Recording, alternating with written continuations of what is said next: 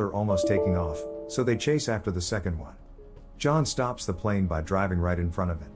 The pilot is reluctant to take them in, since he is already at full capacity, but they succeed in convincing him. John has a dream about better times, and when he wakes up they are approaching Greenland. The place seems unaffected by the comet, until a moment later a fragment impacts the water and creates a shockwave that hits the plane. Both engines are failing as the pilot tries to keep the plane in the air. They glide trough the air, landing smoothly, but hit the glacier. The pilots are pinned on impact, but John isn't able to help them. He sees a military plane land a mile away, so he shows the people from the plane there, and when they arrive, a military truck takes them in and gets them to the shelter. As they are going inside, the planet killer hits. The impact will reach them in a matter of minutes, and the people are still getting deeper inside the shelter. Once inside, they brace for impact, and a flashback is seen of their previous life, when they were happy together. 9 months later, the planet is desolated. Cities ruined completely. A radio signal is searching for survivors and establishes a connection, informing the receiving end that the dust has settled and there is no radiation. The hatches of the shelter open and reveal that the family is still alive, facing the ruin of the planet. As a symbol of hope, they see a bird flying outside and start coming out of the shelter. As the Earth is seen from space, radio signals communicate from all around the globe. There are people still alive everywhere on the planet. Make sure to subscribe and turn on notifications so you can watch more videos like this. Thanks for watching.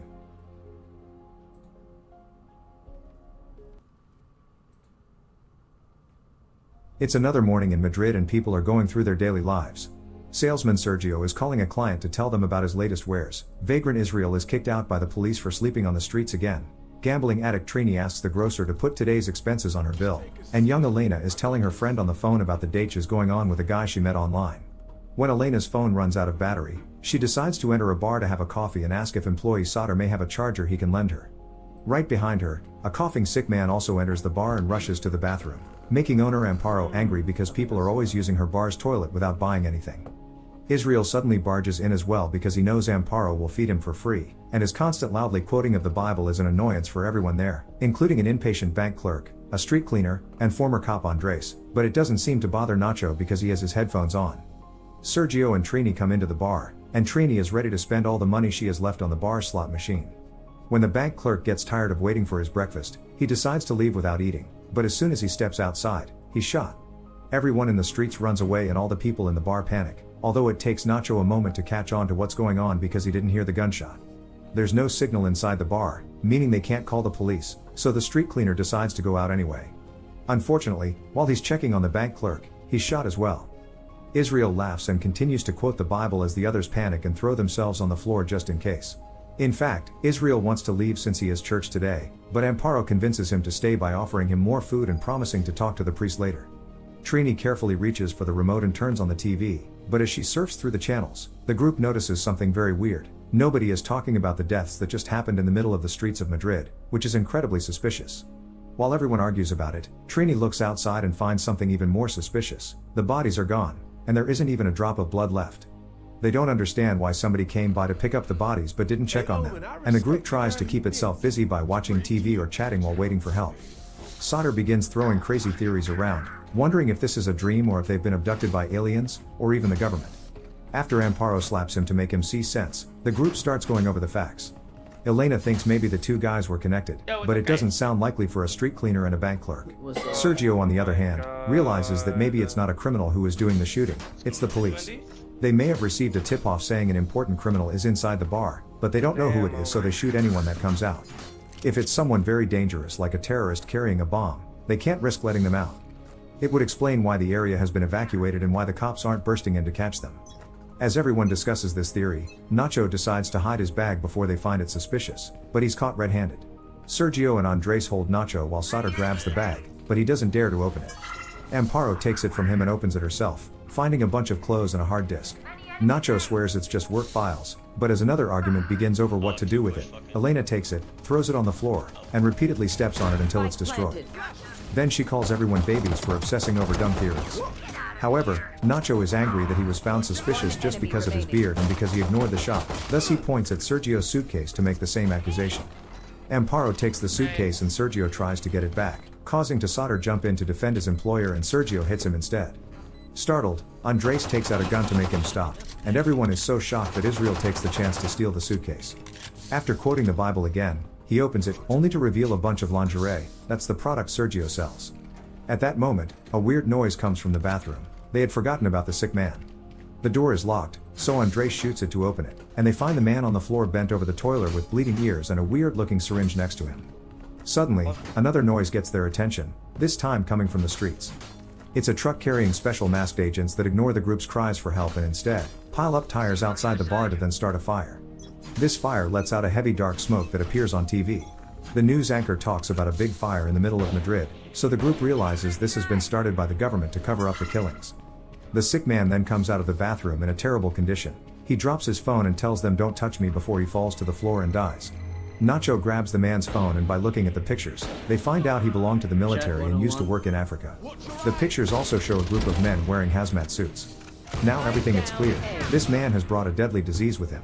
That's why the area has been evacuated and anyone from the bar is shot. Most likely, all of them are already infected, and the government is covering it all up. Thinking they're going to die, everyone goes back to trying to keep themselves busy while waiting, and Israel prepares the sick man for funeral prayers, which includes putting coins over his eyes. Elena and Nacho have the sick man's phone, which only has 10% battery left, and they decide to try to find a signal. Nacho manages to do it by standing on a chair near a higher part of the bar ceiling, so he calls a coworker to explain the TV is lying. Thinking Nacho's not being urgent enough, Sauter takes the phone from him and begins desperately yelling for help, which makes the coworker think it's a prank and hang up. Nacho doesn't think there's enough battery left for another call and the two men begin fighting over the phone until the chair breaks and they fall, pushing everyone back in the process. This makes Trini hit the slot machine and hit jackpot, getting it to expel a bunch of coins that Israel begins picking up. Andres wants a turn with the phone next, but Amparo warns him not to touch it because it used to belong to the sick man. In fact, Amparo wants everyone that touched the sick man to stay away from her. Andres and Sergio agree with her, thinking precautions should be taken, so they run away from the group that did touch him to hide with Amparo behind the counter. Elena thinks this is ridiculous because they've been together for hours now, and they've all touched each other, but the trio is firm on their decision. In fact, Andres threatens them with his gun to make them go down the storeroom and take the sick man's body with them. Nacho doesn't want to go but changes his mind when Andres shoots the slot machine to show how serious he's being. Israel is taking his sweet time as well, too busy quoting the Bible, thus Amparo convinces him to go by giving him 2 bottles of alcohol. Inside the dirty old storeroom, the group chats to pass the time, but Trini is claustrophobic and starts to panic. She climbs the stairs and begins hitting the door to no avail, and in her desperate flailing, she accidentally hits a box of bottles, breaking them. Nacho notices that there isn't a pool of liquid forming, which means there must be a drain that they managed to find after moving some stuff aside. After they remove the lid, they discover it's connected to the sewers and not very deep, so Israel volunteers to go down there. He takes off his clothes and leaves his bag of coins behind before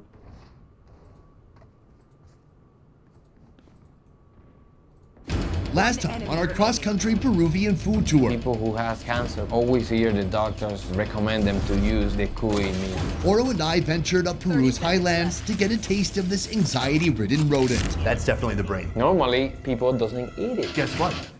We're not normal. He's not normal. Now, we're going even higher, climbing to elevations of over 10,000 feet, all to experience the meat of the gods. The smell combined with the sound, with the visuals, it's like an IMAX experience right here. Meet the alpaca. They play an important role in Peru's Andean agriculture. About 82,000 families independently breed and rear alpacas and llamas. Today, we'll meet one such family. This is alpaca liver ceviche style. I mean, you could say it's cooked. With love. Exactly. I want to understand what it takes to raise these amazing creatures, but I also want to learn how they taste. She's telling me to test it by myself, so. Well, it passed the sniff test. To find out, we must begin here. We started in Arequipa this morning. 2.5 hours later, I woke up here.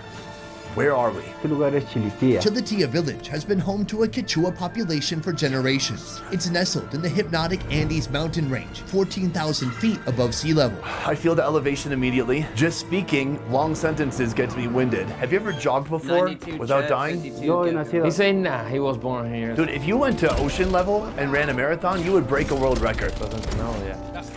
See, he goes, of course. Right now we're surrounded by alpaca and llamas. Alpacas and llamas are domesticated camelids, native to South America. They play a crucial role in the lives of people in Chiletia, and here in Franklin's pen, there are about 30 of each. The first and most obvious question is, how can you tell the difference between a llama and an alpaca? We can make it easy for you. This is a llama. This is an alpaca. Llama? Llama. Alpaca? Alpaca. Ah, it works? As llamas are bigger and stronger than alpacas, they're the go-to for transportation and herd protection. An alpaca. Llama? The first and most obvious question is, how can you tell the difference between a llama and an alpaca? We can make it easy for you. This is a llama. This is an alpaca. Llama? Llama. Alpaca? Alpaca. Ah, it works? As llamas are bigger and stronger than alpacas, they're the go-to for transportation and herd protection. On the other hand, alpacas produce top-notch wool and what the locals refer to as seriously delicious meat. Oro, it's time we get into our mission for the day. We are gonna slaughter an alpaca and eat the whole thing. One alpaca, 5 different recipes. Do you feel comfortable with using the word slaughter? Yeah, what's like a nice word? What would you use? Put it to rest so we can enjoy the interior meat. And its meat will contribute to our nutritional requirements for the day. And contribute with the cycle of life. Absolutely correct. So which one should we slaughter?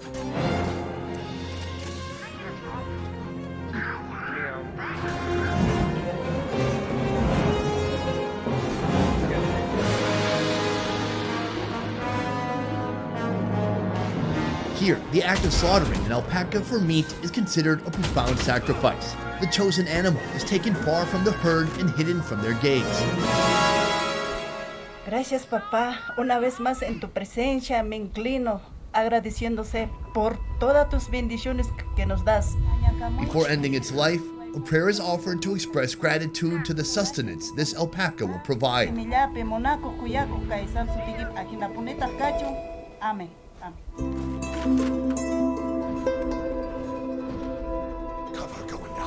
At the moment, they're collecting its blood. The blood is going to be used for a dish, and then they're going to begin the butchering process. Basically, every part of this animal is going to be utilized in some way. This is just the beginning. We have a lot more to see today.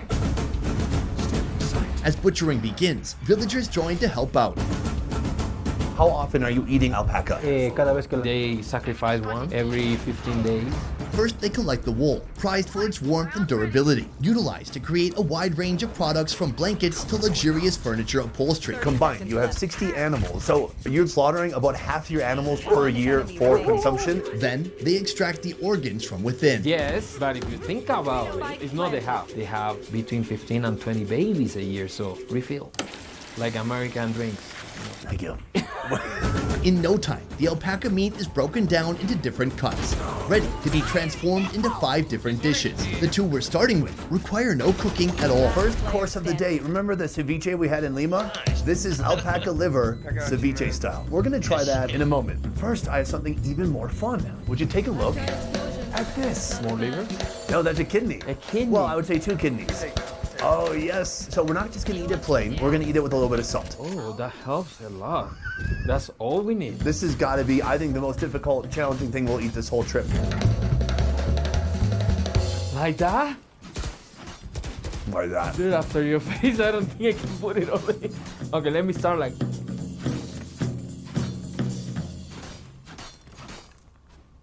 Oh. Not that bad. I'm lying to myself. I think you're suffering more than me. This is so fun. It tastes like a medium rare filet mignon. Maybe rare. The salt does help. I think all the minerals in your body get filtered through your kidney, so when you eat it, it tastes like minerals, kind of. The outside is a little bit like the skin of a grape. Actually, if you don't look at it, no, it doesn't help. Yeah, that's not. Are those a delicacy? Do people usually fight over the kidneys? Yes, there is always somebody, no, leave that piece for me, and they come with this all waiting for it. I've just hung out with so many different cultures where that's like a guy thing. But you like it? Yes, not only this, she consumes everything. Right here, we have our liver ceviche. This highland ceviche begins with tomato, onion, mint, and Peruvian pepper. Now balance this harmony of fresh aromatic flavors with the bold, irony raw liver. Season with a pinch of salt and a squeeze of lime, then bravely allow it to overwhelm your taste buds. Cheers. Oh. Good. There's layers of experience. It starts fresh, it's like, ooh, onions, lime, a little bit of mint. And then it's like, wait, it's a weird raw, squishy liver texture. And then you're like, ooh, it's like gamey and a lot of minerality inside the liver. So you're tasting all these flavors trying to cover up that liver smell, but the liver's like, no, I'm still here, baby. I have eaten liver before, cooked. And when you eat it cooked, the flavor of the liver is really strong and really bitter. But when you eat it like this, it's more chewy, but very soft. It's crazy because it feels very free. Like you eat it and it moves in your mouth, you know what I mean? It feels more alive. I talk too much about texture and flavor, but I don't really talk about how it moves in my mouth. I should get into that. I hear so many different places around the world where the thing they do that earns them money, they try not to deplete it as a resource so they can have more money. They try not to get high on their own supply. And so it's fascinating being in a place finally where they're like, yeah, we eat the alpacas all the time. Like, why do you think we have them? We sell them too, we shear their wool, but they're actually eating the animal. That's awesome. Like it's very sustainable. Like that's how the way they do it. Listen, I'm excited. Cooking is underway. We have a lot more dishes to try out. Oro, I got a fun task for you next. You get to clean the out of the intestines so we can eat the intestines. Okay. Are you accepted? I'm super excited. Can you tell? As active participants of today's forthcoming meal, Oro and I will attempt to give the locals a hand. Oro is helping with the sausage, but first he must help remove the undesirable contents of our sausage casing. I seriously have no idea why Sonny made me do this. I came here, I thought it was a food review show, not a cleaning poop show. But anyways, hola! All right, folks, check it out. Right now, Oro is having a lot of fun. Oh, I hold this. We're making a very special dish. This dish is called chicharrón. Like, he's giving me kind of vanity things to do. He's like, I really need help with this hip, I swear. She's telling me to open them up like this. I'm trying to be gentle because I want interaction with the feces. Now, the thigh meat. Well, I think you can get that by yourself. This guy. Oh my God, look! I'm making a pop tunnel, a present, and the poop travels. Oh. Except now that the meat is cut down into little bitty pieces, it's ready for the marination. We are cutting it and go to the second part. She said that we have the honor to be the first on putting the poop out. It starts with salt, garlic paste. This feels like when I have my first child. Look at that. I like he just puts the whole lime in there. Here we have cumin going in, just a dash. Just a couple dashes. Just 3 dashes. Give it a little bit of a mix. I would get in there, but there's not really enough room for me. I'm fine just watching. And then cut to Oro. Well, it passed the sniff test. It smells like a adult male after gym. When we finish cleaning, this will become one of our food for today. We're gonna boil this for a little bit and then fry it. And that is how you get Peruvian chicharrón. Franklin boils the meat, making sure it's fully cooked through. In the meantime, we're turning Oro's squeaky clean intestines into Highland sausages. Most sausages around the world are stuffed with some ratio of meat and fat, but here we have a mixture of blood, corn flour, and salt. Super simple. I'm curious how the corn flour is gonna affect the viscosity of the contents of the sausage. I gotta say, I'm super proud of Oro. I'm looking at these intestines. They look fresh, they look clean. He really got his hands dirty, like quite literally in this situation. This is complete, ma'am. Well done. Handshake. Yeah. Let's go cook inside. It's ready. Now, these blood-filled sausage tubes take a plunge into a boiling pot, together with the alpaca's Andes-proof heart and lungs. Once they boil through, they're hacked into oversized chunks and prepared for indulgence. Just so you know, you're not the only one who was working. Yeah, I'm sure that you were working as hard as me. This is the fruit of my work. To start with, we have the blood sausage. It looks magnificent. Wow. It tastes very similar to liver because of the bitterness. It's a powerful taste, I'll tell you that. It's very intestinal. Yeah, well, so what I'm used to with blood sausage is mixing in more like meat, but here it's mainly blood. It is like a half-cooked blood paste. The salt brings out the flavor of the iron, and then the intestines have a little bit of gamey fattiness. Overall, it's real fun, and it's a little bit challenging and something new. This is actually very good for a soup or in a rice. To distract from the flavor. Yes. It's really bold. I think we should go around the table. Here, we have lungs. Very soft, squishy. It's interesting because before the lungs we had were very braised, they're in a gravy, there's so much flavor, and they're cut very small. This is bigger, as you would say, they're spongy. And you move inside your mouth. Talk about the movement. What do you like about the lungs? She said that when they sacrifice an alpaca, these are the 3 favorite dishes that they like. From the whole community? Yes. Well, what about the kidneys? I thought the kidneys are the best. Me gusta todo. He said he likes everything. Okay. I love heart from any animal. There's no way I'm not gonna like this. That's my favorite so far. Me too. I guess what's most surprising or interesting or noteworthy about the preparation is it's just very straightforward. It's all the very natural flavors enhanced with a little bit of salt. Actually, for me, the heart is the candy of an animal. That's the part that I love the most of any animal because it doesn't matter how the animal tastes. I think the heart always tastes the same. Strike down A. I want to ask about this area where we are right now. This, to me, looks like a more traditional construction. Here I see mud, I see bricks kind of put together. Do people still build homes in this way today? Yeah, it's very effective and they like how it keeps the heat. Has the village grown since you were a child? Sí, ha crecido la población. Villagers of Chiletia are descendants of the mighty Inca civilization. As a result of being shaped by a multitude of historical events, their culture is an intriguing blend of influences. Yes, but especially the last 15 to 20 years, the population has increased even more. They speak both Quechua, their indigenous language, as well as Spanish. Their religion is syncretic, blending Catholicism and their Andean faith known as adoration of Mother Earth. As for their lifestyle, Are all the families here doing the same job? Is everybody raising llamas and alpacas? Yes, but at the same time, all of them also produce salt. They have these salt lakes here, so they are part-time working with the llamas and the alpacas, and part-time working in this salt production. Is that the same salt that you season this food with? Sí, la sal también es Yeah. That's cool. That's really cool. I think that's my first time where literally everything on the table came from this place. This is delicious, but soon we're gonna eat together. I'm very excited. Thank you so much for this.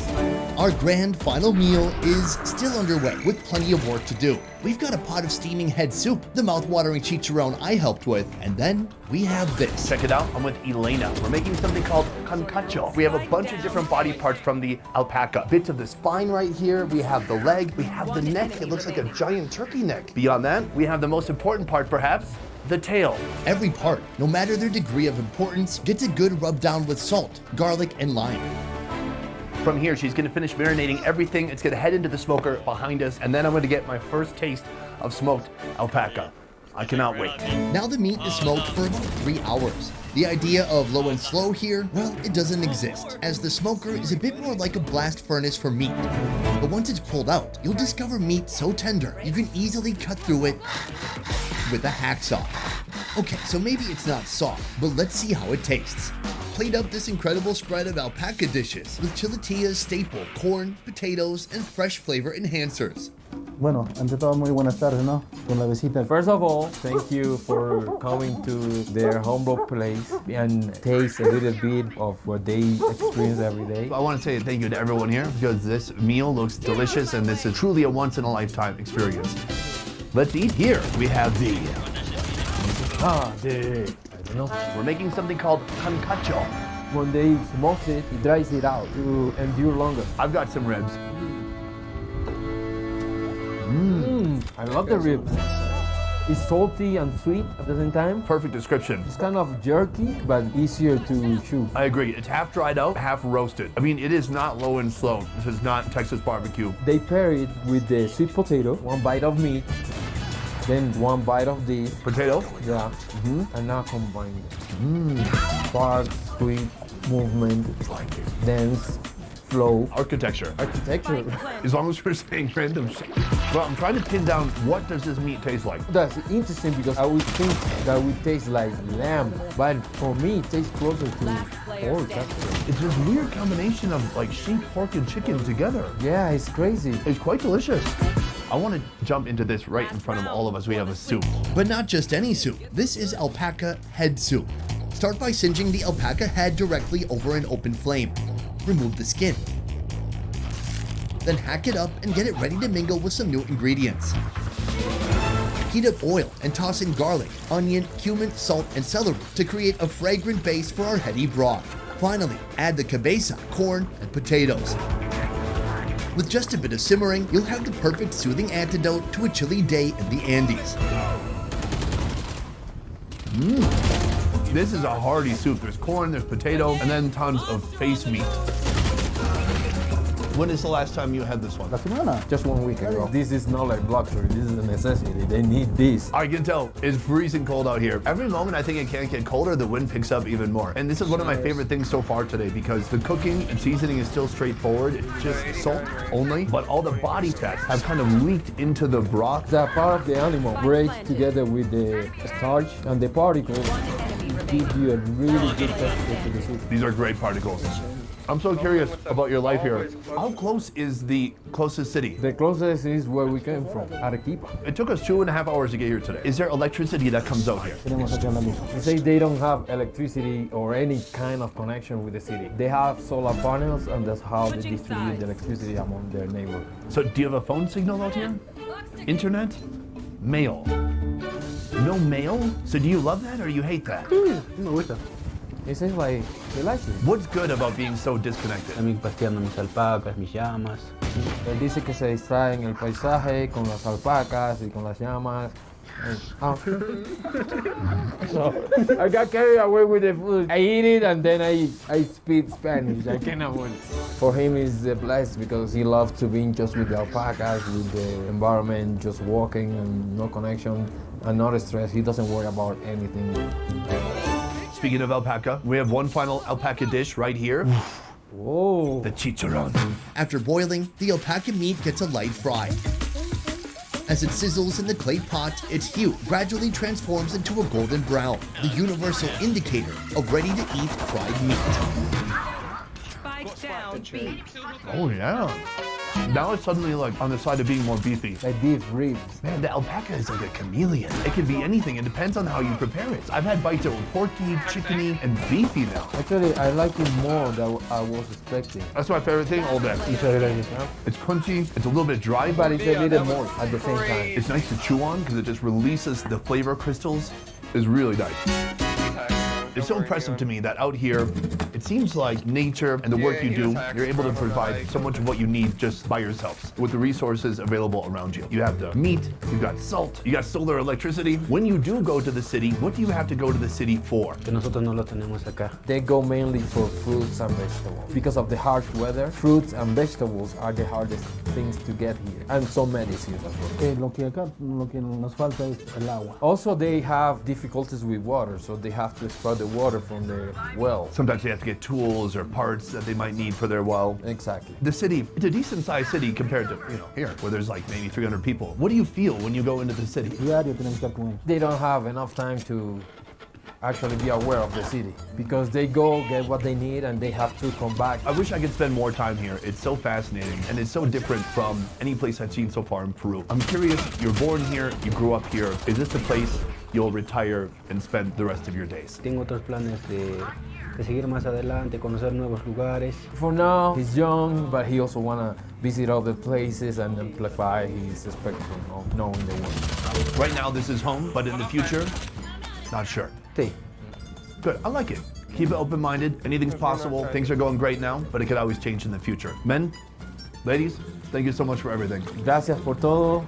Perdonen por tenerlos aquí con este frío y muchísimas gracias. Best Ever Food Review Show is a small team of independent creators, and everything we do here. I found worms in my pizza. The Pizza Hut put them there. He's gonna show me, like proof. Whoa! On purpose. Now, do I think it's gonna be delicious? No, I don't. In this video, I'm gonna be showing you some of the most unique and bizarre pizzas you can find here in Asia, more specifically here in the country of Vietnam where I currently reside. I've done videos like this in the past and I thought I reached the absolute edge of what is possible with freaky pizzas. But no, pizza restaurants in Vietnam, including chains that you know like Pizza Hut, are pushing the boundaries out even further. By the end of this video, I'm gonna be trying a pizza that is covered with silkworms. But before we get there, we're gonna be trying pizzas from several different locations. Let's go. Today I'll be ordering from a lovely place known as Outcast. Here you can come and get drinks and food and hang out, and it's a great place to be. It also is much more exciting looking than my office. Today I'm going to be ordering from 3 pizza locations. The first one is very local. Send me that link again. I'm not doing a comedy thing, I just need the link. Our first location, a Vietnamese place known as Pizza For You. They have a Facebook page, 300 followers. Not bad. What do you do when you're small and coming up like this? You have to come up with crazy menu items that no one's ever heard before. I'm looking at their Facebook page right now. I'm seeing balls of dough. I like it. I'm seeing a pizza oven picture that's maybe from Google Images. I like it. This right here is what I'm most interested in. Now, it might not look like much in the picture, but this is a very unique pizza with unique toppings. It says it has mozzarella cheese. So far, normal. Then shredded dried pork. Then it has salted egg yolks. And that's it. I'm gonna order that straight away. As soon as it comes, we're gonna go outside and grab it. The delivery man is here. Sit down. Yeah. What's that? Good. Just like all my first dates in high school. Just kind of grunting and trying to figure it out. This is their large size, by the way. This is why Vietnam is not nearly as overweight as the USA. This would be like a personal pizza in the USA. Thank you. You're doing the Lord's work. Bringing delicious pizza to hungry people like me. I don't know when to stop this handshake. Let's go eat. Our first pizza is here from Pizza For You. It says, try to be better. I like it. You know, when people write angry comments on Instagram and they say, do better, they should write, try to be better. We're gonna unveil the salted egg and pork floss pizza. Take a look. Wow. If I'm giving it a score just based on its looks, I would say probably like a 7 or a 6 out of 10, because there's one issue here. If you ever listen to in-depth podcasts with Papa John's, you would know that you have to have a cheese lock. You want the cheese to lock up against the edge of the crust right here. Instead, the cheese has receded towards the center. Let's talk about the topping. We have the salted egg, of course. This carpet-looking stuff, that is pork floss. This is coriander or cilantro, and then they have, it looks like, purple cabbage, and then also there is pineapple. Oh yeah, it's still warm, that's nice. Let's go for it.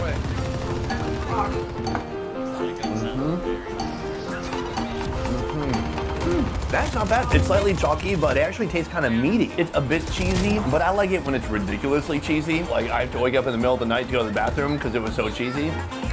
Yeah, not number one. So this is just the pure egg yolk itself. Good, but you gotta mix it with everything else. The pork floss is really strange. It's super dry, but it's turned out almost into a fluffer of a pork cotton. You could make a sweater out of this pork. Otherwise, here you can see I've ran out of cheese, but I mean, I've got so much real estate remaining. If I have to give this a pass or a fail, definitely I give it a pass. It's interesting, not one of my favorites, but worth a try for sure. Moving on to our second pizza. This pizza is coming from a place called The Pizza Company. This is actually a Thai-based pizza company, which has wild styles of pizza that you would never find in the USA. Let's take a look. I'm on their website right here, and they love the seafood options. For example, here we have a shrimp cocktail, and we have a seafood cocktail. They also have chicken, they've got appetizers, they've got pasta. But I would say the thing that stands out most is their pizza. They have deluxe pizzas, they have gourmet seafood, but I'm looking for pizza secret recipe. Now, why would it have to be a secret? Sounds like they're doing something naughty that they shouldn't be doing. Pizza company, are you being naughty? This right here, seafood and peach. How? Why? You guys understand, it wasn't like one guy got to decide this. Somebody said, hey, how about a seafood and a peach pizza in a boardroom full of people? And everyone said, this seems like a pretty sweet idea, let's do it. I am gonna definitely order that. And what else? Aha, right here we have the bolalo pizza. Sonny, what's bolalo? Well, it's a bad pronunciation, first of all. But this is a beef wrapped in a beetle leaf and grilled, and you mix it with other vegetables or rice paper, and it is delicious. Below the English translation says, grilled beef with guy's leaves with hibiscus jam, vegetables on a base of bologna sauce. That sounds great. Let's try that out too. I'm waiting for the pizza guy right now. Some of these delivery drivers in Vietnam, they're so efficient, they will actually call you right before they get there because they don't want to waste time with you like putting your shoes on, walking out. So I am ready and primed. Any minute now. Oh, I see his flag waving in the wind. Yes, my hero. I mean, take a look at this. We're stepping things up a bit. This is an established company. He's got a protective pizza case. This box could store at least 10 different pizzas. Take a look. We've got our 2 pizzas right here. Oh, and a Diet Pepsi. Boom. Round 2. Let's take a look at this bolalo pizza. Whoosh. Presentation on this one. It looks like it got a little jumbled in the box on the ride here. I'm not sure about the suspension on that guy's motorcycle, so maybe I would give it a 6.5 out of 10 because it does look like a Basquiat painting, but it's also kind of like chaos by design. So maybe even I'd bump it up to a 6.9. 6.9. Right here we have tomato, we have green bell pepper, a load of corn. I think this is a hibiscus. Then we have the signature bolalo. Now what have they done to it? They've cut it in half. Is it cool that they expose the beef? You can see what's on the inside. Or is it a little bit cheap? Is it like when you get a spring roll and you think, wow, there's 2 shrimps in this spring roll. And then you realize the lady cut 1 shrimp in half and then put the colorful part towards the outside. Let's try it out. Oh, he's acting. He's Tastes like a load of oregano on there. I find the dough to be very thin, almost crackery. This is supposed to be like bolalo. Let me show you an image of bolalo that we filmed on the streets. Now look back at this. Yeah, it doesn't look as good and as fresh, but let's try it out. Tastes pretty good. A little processed tasting, but it's spiced nicely. You can taste the flavor coming from that leaf. In general, I think I like the texture more than the flavor. I don't want to be the guy who craps on new innovative ideas, but it's not blowing my socks off. They're still firmly attached to my feet. So that is our savory pizza. We still have a dessert pizza over here. This here, my friends, is the peach and shrimp pizza. Whoosh. I know. What is going on there? Presentation. On the one hand, it doesn't quite look like the picture, but it is colorful. I'll give it like a 7.2, but let's talk about those ingredients inside. First of all, we certainly do have big slices of peach. We've got shrimp. This looks like half a cherry tomato. We've got some mock crab and then a pretty good amount of cheese. Oh, this looks like the ultimate piece right here. You went to your friend's house and you saw this in the USA. You would just think they were high. You wouldn't think, wow, that's really creative. But let's see. There's a creamy, sweet sauce. It's cheesy. I can't tell if it's trying to be savory or sweet. Here's the big peach bite right here. Trying to be open-minded. I really am. I'm sorry. I think that's haram. The peaches just take it to another realm. I feel like I'm on an acid trip. Meanwhile, I can't stop. I've never seen a pizza so confounding. Everything my hater instincts inside say, this should suck, you shouldn't like it at all, but I kind of like it. I think I would rather try this one than this one over here. Peach and shrimp pizza, give it a try. Alas, we are moving on to our final round. Before we get to the worms, I do want to try the limo pizza. It's a pizza that's about 3 feet long, and you can actually put 3 pizzas in one. So I'm going to get that as well because it's something I've not seen before. But in addition to that, we are going to look here at the worm pizza. The picture looks wild. I'm very curious because silk worms have a strong, musty aroma to them. So how does that go onto a pizza to then actually enhance the taste? We're going to order a big one, and we're going to see how it tastes. Alas, our final delivery is here. Let's go see. So apparently they have that limo pizza in there, but how would it fit? He's gonna show me, like proof. Whoa, look at the bugs. I gotta give it a sniff. Oh, it doesn't smell bad. I thought it would smell musty. And then this is our, I thought this was 1 meter long. It's a little bit less than a meter. Oh, okay. So the limo pizza comes in 2 sections. I thought it would be one big long pizza, but now that I think about it, how would they actually drive it to you if it's a meter long? Although, you know, I've seen people deliver things much more difficult than a 1 meter pizza. Like, here's an example. Here's another example. Here's a bike with 5 kids on it. We will be eating this Pizza Hut meal in 3 courses. First, appetizers. They have a few different appetizers I thought you wouldn't usually see in the USA. The first is baked cheesy corn with bacon. Cheese and corn. This is the theme in Asia. If you smear this around, you can see they basically just melted some cheese and corn and bacon together. As an appetizer, it's making me appetize to try other things.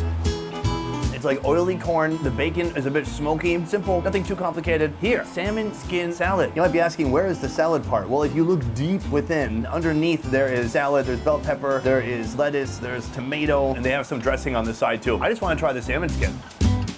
Somewhat crispy, because they're mixing something crunchy with something watery, the salad. I will go look. I think a better pair will be this skin with beer. It's salty, it's crunchy, not even that fishy. Now moving on to our 1 meter pizza. Let's take a look. Here we go. It looks a bit different from the picture. I'm not disappointed per se, but that picture made it look like a big lasagna pizza or something. Each pizza is a foot long, and then on the side here, French fries. Very nice. The flavors we got, very interesting. This is called Fisherman's Tuna. Now, I think we can all agree, tuna is an unusual thing to put on any pizza. But that being said, could it be delicious? No. I'm just kidding. Maybe, I don't know. Let's find out. Let's start with that, actually. It's like a thick pillow of bread. We got tuna. We got some more mock crab on there. Something that looks like mayonnaise. It's like the sauce base is almost a tartar sauce, and that bread is so thick, it's like you're eating cake. It is strangely satisfying. Just the name. Just something about Fisherman's Tuna. I picture a grizzled fisherman with a cigarette-stained beard and a flask in his jacket. It's his tuna that we're eating. Right here we have the Korean barbecue. Ooh, come take a look. Lots of vegetables. What is making it Korean? Let's find out. Cheers. A little spicy, a very sweet sauce, and lots of greens. Oh, pineapple too. I'm addicted to the texture because it's so big, thick, and pillowy. It's very filling. Here we have shrimp scampi. It looks like it's missing some peaches. Where'd the peaches go? It tastes like a garlic cheese bread with shrimp on top. That's very lovely. Oh man, I gotta do CrossFit after this. Oh no, we've been here for 2 hours. Something happened to my rice straw. Uh-oh. From here, it seems that I've stalled as long as I could. There is 1 pizza remaining. That is a pizza covered in worms. It is so obvious all this video is just filler content, and this is the only thing that matters right here. Wow. Presentation, 10 out of 10. Yeah, it's worms, but it just looks incredible. You wouldn't think a mainstream, big, global behemoth of a company like this would take the risk of making a pizza with an ingredient most people would agree is kind of nasty. Now, do I think it's going to be delicious? No, I don't. But maybe they pulled it off. This is the best looking pizza. It is just slathered with evenly placed worms right here, about 10 worms on there in total. There's a lot of cheese. There's a cream sauce that's very thick and cakey, and there's mushrooms as well. Cheese on the side. Very sweet. Okay, let's try it out for real. Worms and all. Cheers.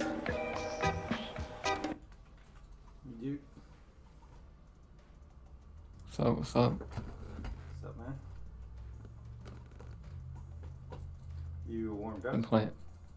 Yeah, I've been playing on JP servers.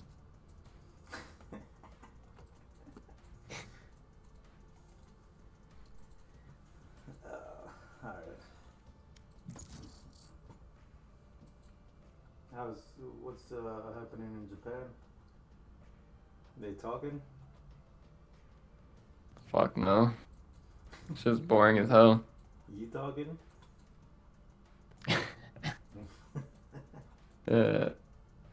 Not really. A little bit. Match found.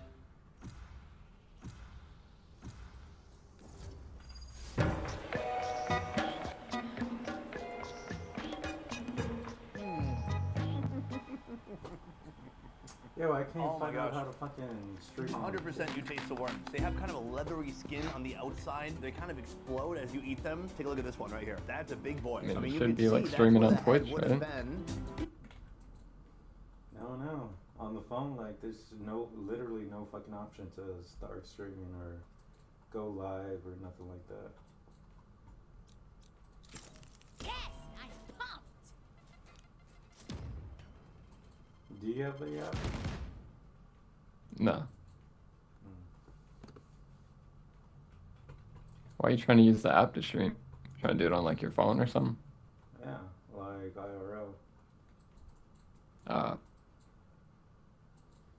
I'll probably have to download like a OBS app or something, and then I can link it to, I don't know. Yeah, damn, I don't know.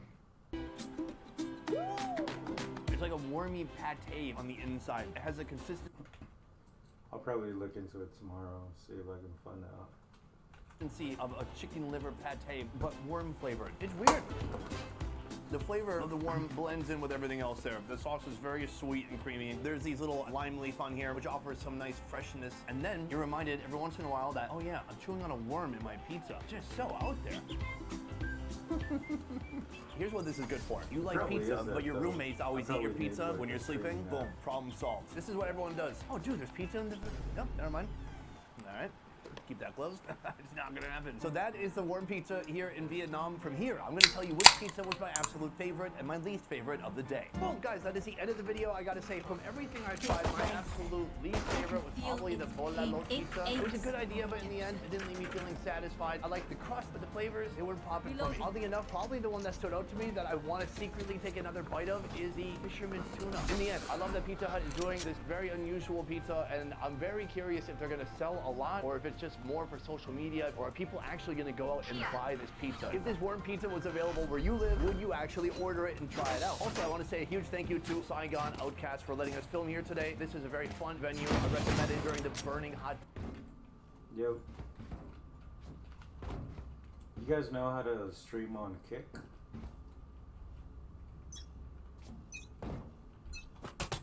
Yeah, I do.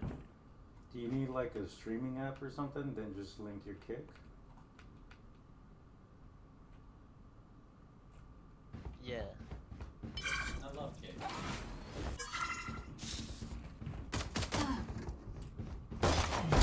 Jet's grounded. Drop, drop, drop. Caution here.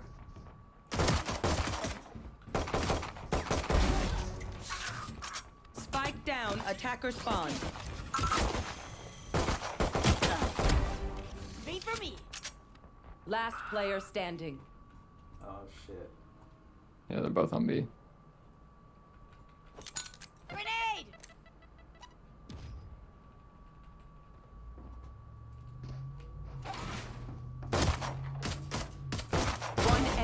remaining. 4. Satchel out.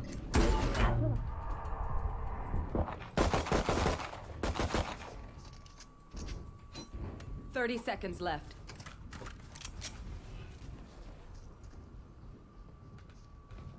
You say 26. Plus 50.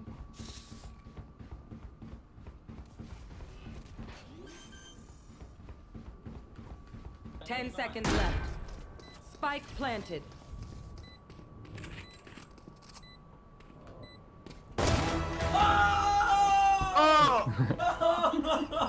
God. That was nice, huh? That was awesome. Holy granola bars. Talk about collateral damage! Grenade! Nice, Raze. That was awesome, Raze. Bro, I gotta start streaming from kids.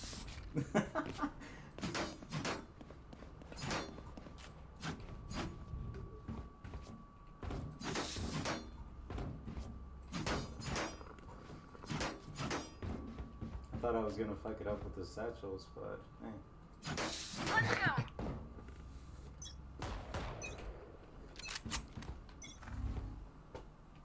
I'm trying to look at how to stream on mobile. For kick? Yeah, it's something about like a stream URL. Yeah, I figured. Enemy spotted B. Spike down B. Grenade! Enemy spotted B. Healing you. Smoke's down. Bomb buddy out. Spike's here. Out of charge.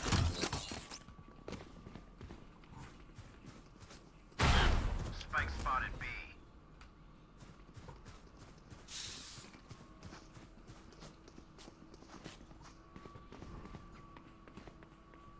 One enemy remaining.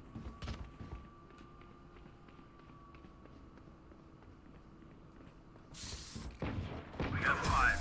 That's bingo. Grab my Spectre. Days in Saigon, we need to cool down with a cold, refreshing beer or get some delicious food. Come check out Saigon OCAP. Otherwise, guys, that is it for this one. Thank you so much for watching. I will see you next time. Peace. All right, I think I'm lactose intolerant. That pizza just went right through me. Welcome to the country of Laos. I'm out of here. Today I'm going to attempt to spend. It's actually kind of stretchy and gooey. Like perhaps it's been pounded a little bit. Like my camera guy when he went to prison that one time. $100 on street food. I mean, at this point, I've seen like 100 animals dying, and every time I'm like, sorry, bro. But then I eat it, and I'm like, oh my god. Caution here. Like here's a bag inside.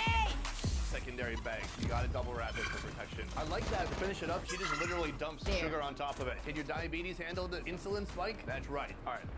I don't know if I can handle the insulin dump myself. Reloading.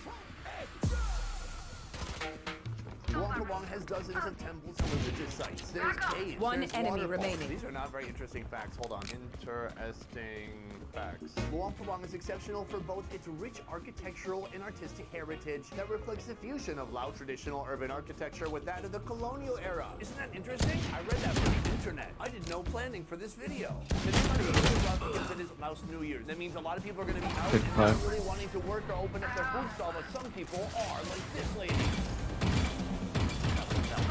What do they think this is? Backyard Champions, thanks ma'am. Anyways, we're hoping we can fill up this video full of Laotian food. Laotian. This video is gonna be full of food.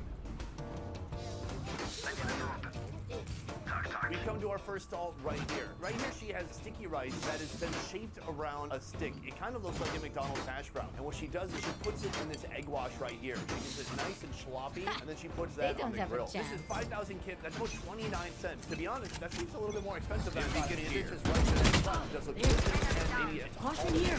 She puts a little bit of all the search bars on it. Let's give it a try. Okay. It seems like this is really crunchy. It's not crunchy at all. It's just soft rice with a bit of like an egg omelet flavor on the outside.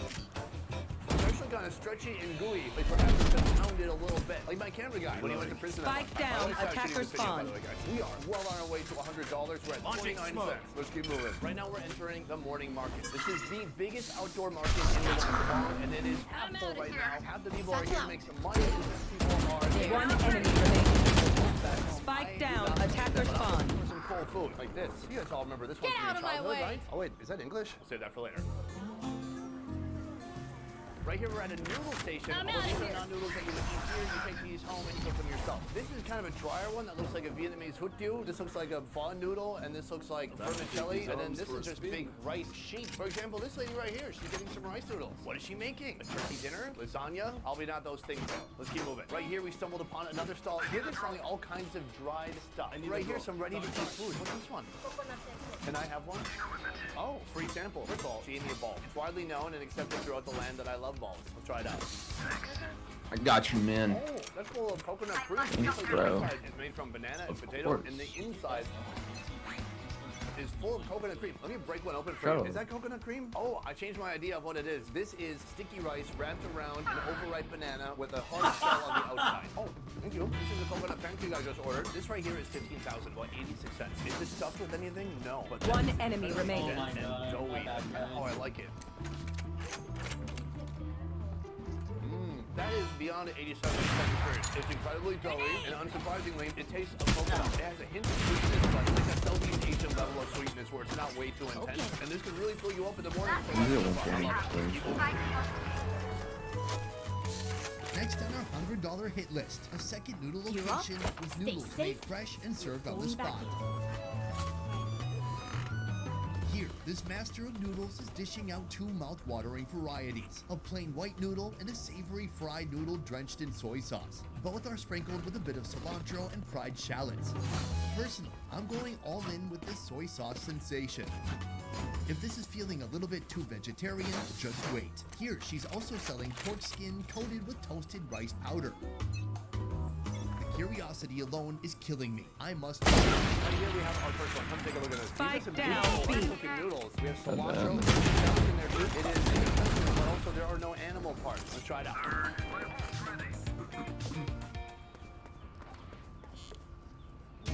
It's savory. It's the type of savoriness you get from a soy sauce base, but it happens to be a little bit sweet as well. You get some of the freshness from the plants. Otherwise, it's a very simple dish, but it's very pleasant. Right here we have our second dish. This is it's been covered in this toasted rice flour. It's a very common ingredient. One enemy remaining. Aside from that, of course, plenty of cilantro, and then we have these baby chilies. Don't worry, I got your outman. Snappy. It's not. It's really soft. It tastes like they braised it and boiled it for a really long time, and then they coated it in that flour, giving it some nice toasty flavor. It's strange though, because this is also somewhat sweet. It's like a pork. Yo, wait, PG. What? Damn. Bro, you just got played, bro. Like, holy. I didn't even hear him. His mic is so low. How do you feel? How do you feel? Raze, how do you feel? How do you feel you just got played? His mic is low. I didn't even hear what he said. How do you feel you just got played? Belt's ready. Return to dust. My ultimate is ready.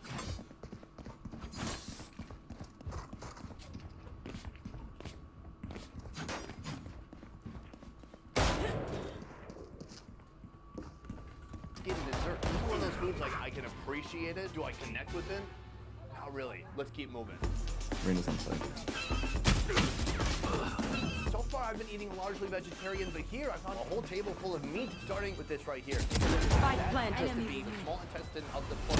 One enemy remaining. Something like this, I've been like typical Midwesterner, close-minded, but now I've been traveling so long, I'm not just gonna eat this for the video, I'm gonna eat this because I think it genuinely looks delicious. Beyond that, right here, we have pork belly, but I've never seen it cut like this. You see the skin of the animal right here, but then they cut a typical pork belly in half and like butterflied it out. I'm gonna order one of these and one of these. Hello. So she's gonna cut this down into little bite-sized pieces and throw it in the plastic bag. I cannot wait to try it out. Let's go. I got one of those pieces of street meat right here in my hands. Beautiful presentation on the bamboo. Let me pull out some of this meat. Here you can see the butterflied nature of the meat. This is more skin, and this is the inside fatty bit right here. Try it out. Oh my God, that's the best thing I've tried so far. It's so beautifully seasoned. It's sweet, it's salty, it's porky, and super fatty too. Oh, this one right here is the tan line. Let's take this piece off right here. The way they've cut it open and laid it flat, it just gives you this perfect texture. It's like half crunchy, half chewy. It doesn't really get better than that. We've peaked early. I want to try those intestines now. This right here is $40,000. Okay, $2.31. Probably the most expensive thing we've tried so far today. Why? Because it's a whole flippin' small intestine. I'm gonna stick my little stick. I'm gonna stick my skewer inside and try it out. Cheers. Oh my God, it's really good. It's like calamari though. It's so gooey, but it's full of juices. Every bite I take, it's like pork grease skating over my taste buds. I mean, at this point, I've seen like 100 animals dying, and every time I'm like, oh, sorry, bro. But then I eat it, and I'm like, oh my God, it's so satisfying. Open up the sky. Spike down. B. Take a look at this. She has a lot of different colorful foods right here. One enemy remaining. I see sugar, I see sticky rice. We just asked her to make one with everything inside of it. It all starts with a banana leaf. First she puts in some white sticky rice, and then a little bit of purple sticky rice. Right here we have some of the pounded rice cake, and there's some coconut layers in there too. This is another pounded rice with coconut on the outside. Oh, she really is truly putting everything on there. Then we have shredded coconut, and she's gonna dump a pile of sugar on there. 30 seconds left. Yeah, I hit him, bro. Tip for about 57 cents. It's incredibly affordable, and this is like the big mega version because a lot of people just get a few ingredients. I got them all. Take a look at this banana leaf right here. It's sustainable, it's organic, and then what she does after that is she puts it in a plastic bag. But I still like it. So it looks like there's something rolled inside. Hold on, let me do a little bit of archaeology here. I'm like a paleontologist. I'm digging deep into the core of this pounded rice. It seems that there's something inside. I bet that's banana. Your breach. Can you stomach? Oh, it's sweet. It's full of banana. The rice is soft. Hold it up. Get this. TV.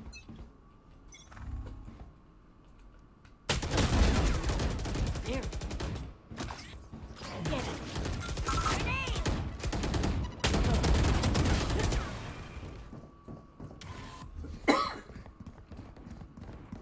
Some nice shredded coconut texture. I like that. To finish it up, it just literally throws some sugar on top of it. Did your diabetes handle the insulin spike? That's right. All right.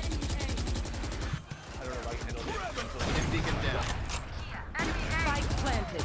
Right here we have the darker purple sticky rice. You know, you want all the rices across One the enemy world in remaining. holding hands. Whether it's a white rice, yellow rice, black rice, red rice, we should not be racist. In fact, we need to stop racism. Sorry, I got lost in my analogy. Let's try it out. It's a subtle sweetness. They don't go overboard. And then here, I love that it's layered, it's pink, it's white. Nice texture. You can feel the layers kind of slip apart as you chew on it, and it's very coconutty. As Southeast Asian desserts go, this is delicious, but here's the problem. I'm trying to genuinely spend $100 on street food today. So far, I've only spent, what, maybe $30, $40, $50? I'm not even close to 100, so we must keep going. Anytime you go to Southeast Asia and just roam down the streets and through the markets, you find something special every once in a while, just like this right here. It's an amalgamation of different things you've seen before, reorganized in a new way, like something new on the Taco Bell menu. I'm gonna call this fried lao cupcake. Right here, she has a rice batter. She puts in the batter and she cool down a bit. After a minute, she dumps out the batter, then she fills it with all of the mixture. Then she puts some of the batter back on top, and that goes in the fryer. After frying for a little bit, she puts on another layer of this rice flour batter. Then she puts it in the fryer once more. She lets it fry for about one more minute. Once it's all the way done, she puts it here, and then that is ready to eat. Oh no, they're going away. Oh no, I'll get one. Oh, thank you. I'll take it. Wow, what a rare item. Now I want it even more because I can't have it. Guys, take a look at this. This is my one time to experience this beautiful brown deep fried Laotian cupcake. I mean Laos. Crispy on the bottom, crispy on the top. I'm gonna take a bite. Vegan here. Spike planted. The mung beans create kind of a mashed texture as you chew through them. It's salty and sweet. It is very fried. It is very oily. Oh my god, that is yummy. It's something super unique. What a special treat. One enemy remaining. Alright, let's keep moving. We moved on to our next food right here. This is a sweet coconut cake. It looks delicious. She's got this giant cast iron cupcake tray right here, and she's pouring in some batter. The batter is basically a combination of rice, flour, coconut milk, and sugar. So she starts by putting a little bit of oil in there, then she puts in the batter, and then after it cooks, she's gonna marry two halves together to make it a whole. Oh, I love that smell. I mean, rank it up. Here, Riz, I'll buy you. Riz? Nice. In a moment, I'm gonna try it out, and I can't wait. Are you gonna buy full shield? Thank you. Hugs and kisses.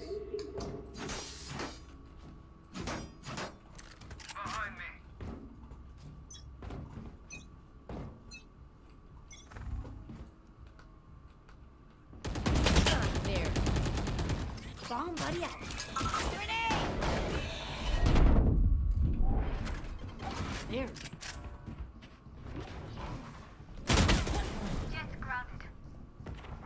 Okay, so we have our food right here. Look, it's cute, it's ornate. I like that she's put little pins. Wait, no, she's put staples into a leaf to create this perfect looking cup. The demand for these right now is sky high. There's people waiting in line, and it takes a while for these to cook all the way through. She could have like 7 more of these tins and it still would not be enough. Right here, planted. inside, it's actually a bit more gooey than doughy, I would say. Kind of raw in the middle, but toasty, almost fried on the bottom. Let's try it out. It just like has this little fried shell to keep it contained within the shape. Otherwise, it's like a warm coconut gravy going down your throat. It just explodes and it goes from solid to liquid instantly.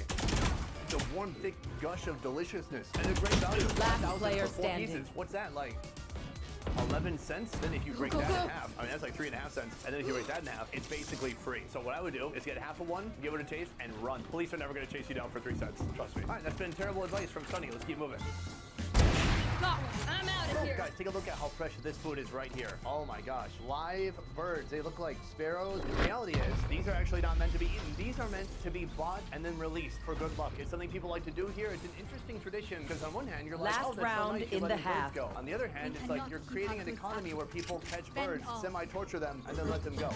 I have mixed feelings. I have many animals that have died at the hands of this show. Buffalo, camels, cows, goats, pigs, sheep, one time a goldfish, a lot. And so for a little bit of karma, I am gonna buy one of these baskets and let the birds go. Be free.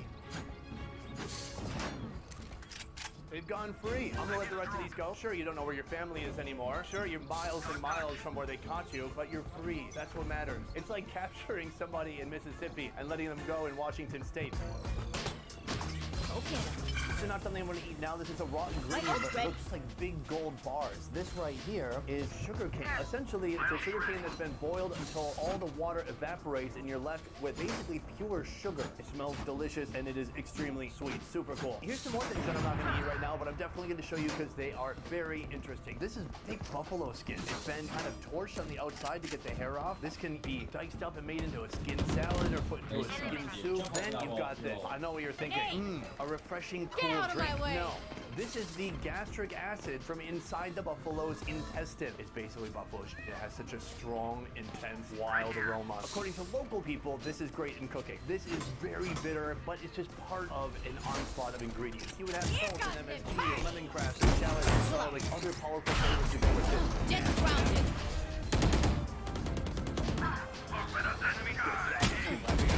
One enemy remaining.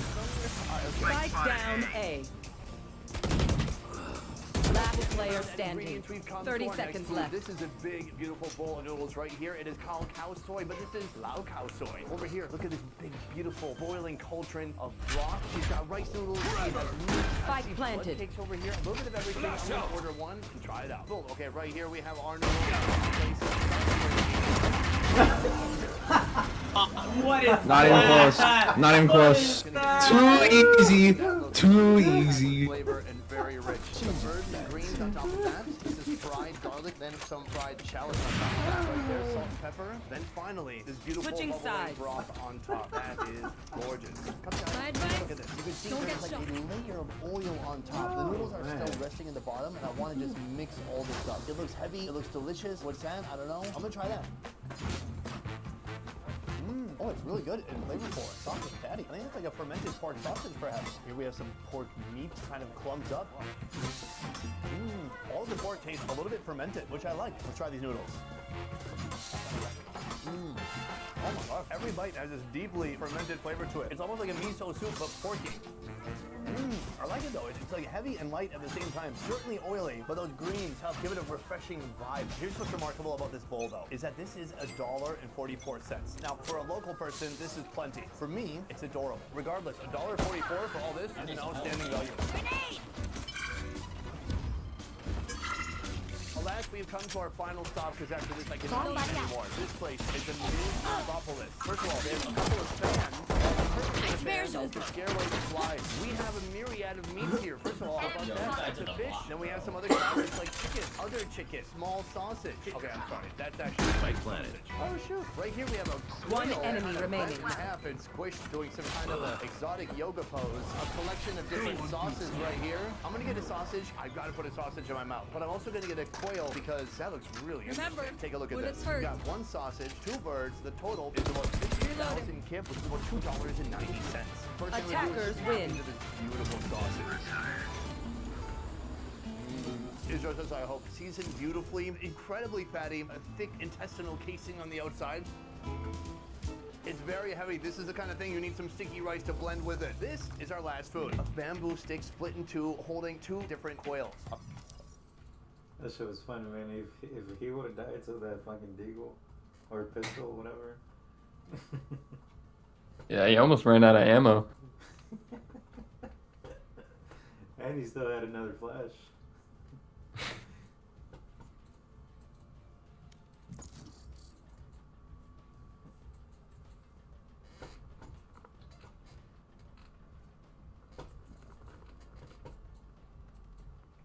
A brother and a sister, I was told. I'm gonna pull it off of here. I think it's gonna Match be too found. big to actually eat the bones. This is the neck and the head. I'm just gonna eat it, I guess.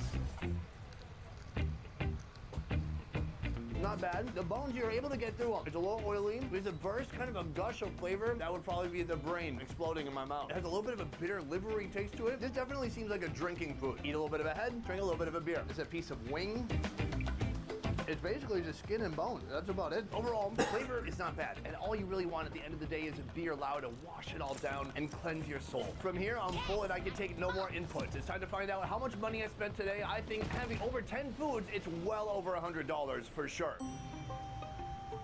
Today in the city of Luang Prabang, I went to over 9 vendors and I ate over 10 foods. We spent a lot of money, but it's time to tally up the total to see if I broke $100 I guess for street we're gonna food. try to go in The September. math, there's math noises. The total right here is thwarted again. Last time I tried this with seafood in Vietnam, I got it because I committed and I ate a lot of seafood. This time, I think it would literally be impossible for one person to spend $100 here in Laos on street food. I gotta say, I love this morning market. If you are coming here, I highly recommend it. I cannot believe how many little fun bites you get to try when you're here for not that much money. Street food in Laos, you know, it has similarities and differences from other street food I've seen My throughout mom and Southeast Asia. stepdad might go. Laotian street food has a personality all its own. I hope you enjoyed watching this video. Thank you so much for watching. Yeah, I guess so. If my brother goes, his fiance is probably gonna go as well. Now there's supposed to be a big water fight or something. I need to get my Speedo on. Can't wait to join the festivities. I don't think it's this way.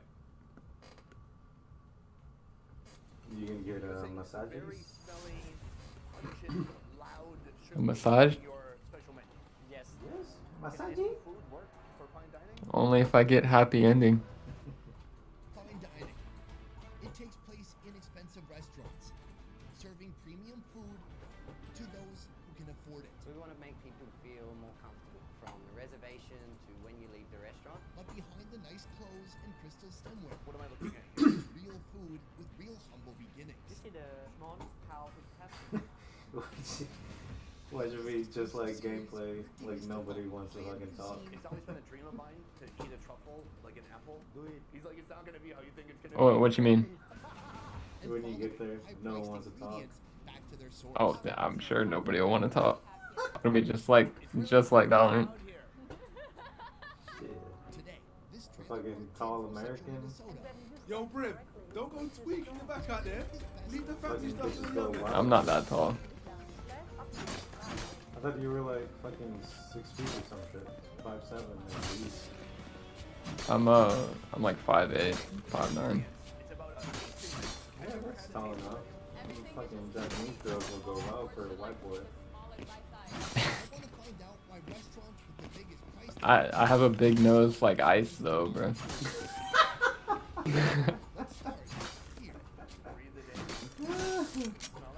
I think it's all good. Bro, I've been watching the highlights when he was in Japan, and you always hear people be like Hanataka, which is like big nose to ice. I'm like, damn, that's me.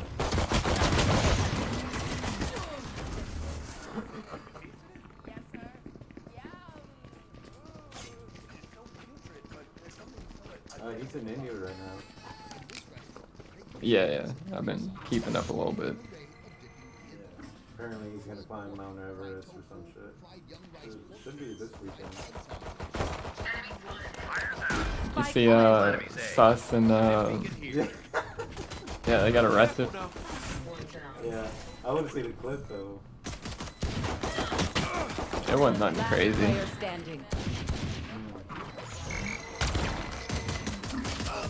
I know they're arrested, but I haven't seen why.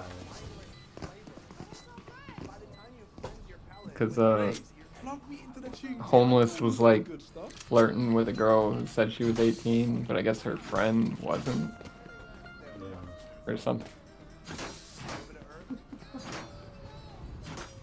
Yeah, I want to see the video of that. Yeah, you can find it pretty easy. You know they're already released though. Probably recently. Yeah, they got like deported, basically. Deported?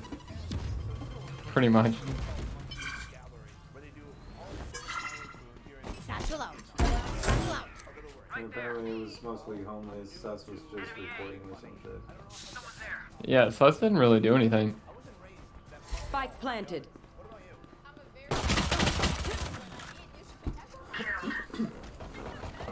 Now we're cooking. Enemy spotted A.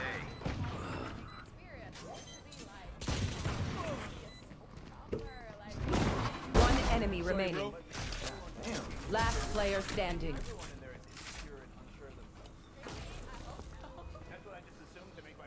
Now we're talking. Don't jinx it though. Stay humble.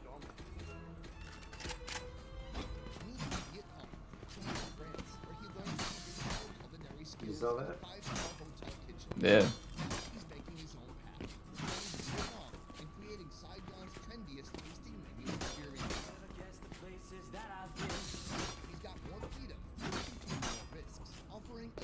Let's mess him up.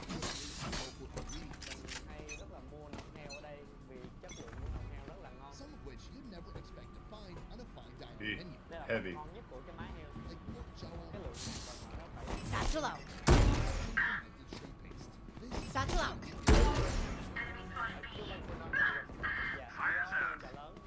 Right now we're standing next to some of the smelliest local ingredients in Vietnam.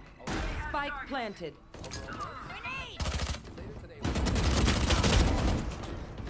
Bomb buddy out. One enemy remaining.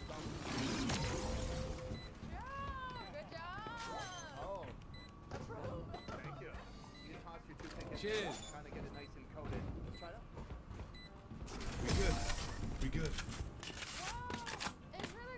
Yeah, I kind of like that. It has a depth of savor. Vibe check. We feeling good? Hope so. Hope so.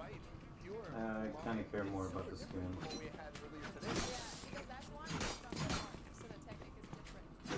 What skin? I changed out a vinyl for a Spectre.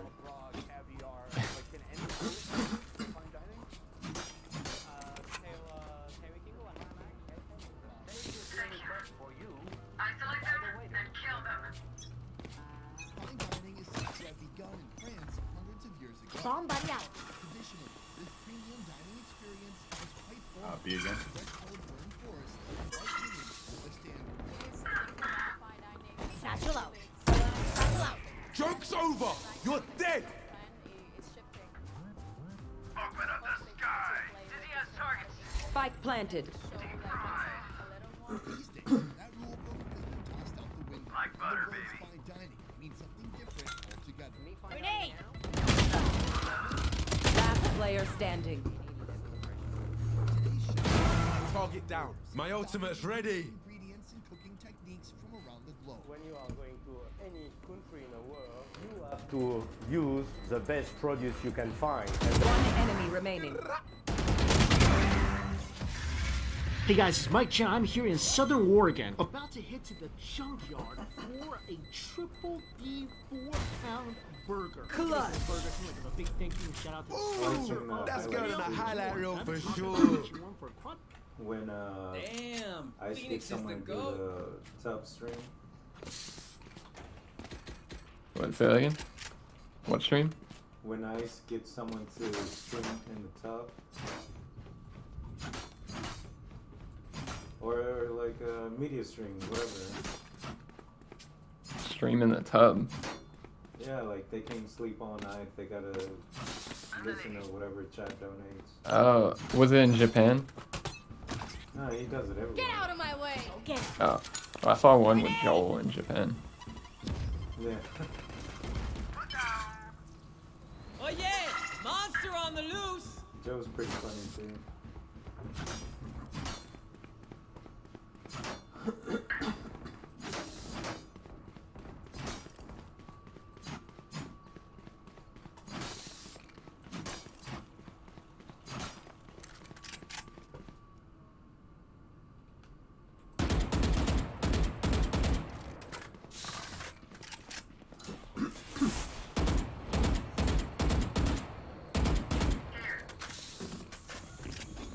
Probably gonna be.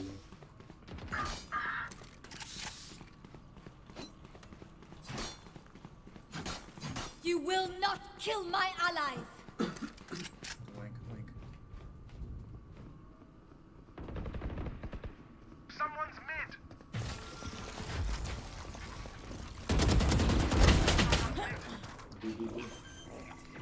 Somebody's there. 30 seconds left. Spike planted. Been a while now, and happy to say, pretty much every single day, first thing in my stomach, a scoop or travel pack of this. Before AG1, I used to travel with at least half a dozen bottles of it's really cumbersome to take up a lot of space. Last player Also, standing. It's really expensive. Nowadays, every single day, before anything goes in my stomach, a scoop or travel pack of AG1 for One enemy remaining. Andrew. And that will give me 75 vitamins, minerals, probiotics, which I desperately need. Whole food source, superfoods, just a really convenient way to stay healthy. Also, AG1 always follows the latest research. They go beyond third-party testing to make sure whatever they're giving you, you're getting the highest quality and best nutrition that really happens on the planet. And when you get your box inside, you'll find a travel bottle, your pack of AG1, travel packs, and a bottle of immune-supporting vitamin D. So if you want to get this a try, go to my link down below. You'll get a free 1-year supply of vitamin D and 5 free travel packs with your order. AG1 really is a game changer when it comes to supporting the immune system because it really does give your body optimal performance. Alright, I can't think on that burger. Here comes it. Satchel out. Put in my order for a triple D burger and also fried cheese pizza.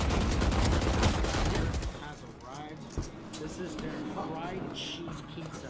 It's basically a pizza without the dough. So pepperoni, cheese, olives. Come on, let's go!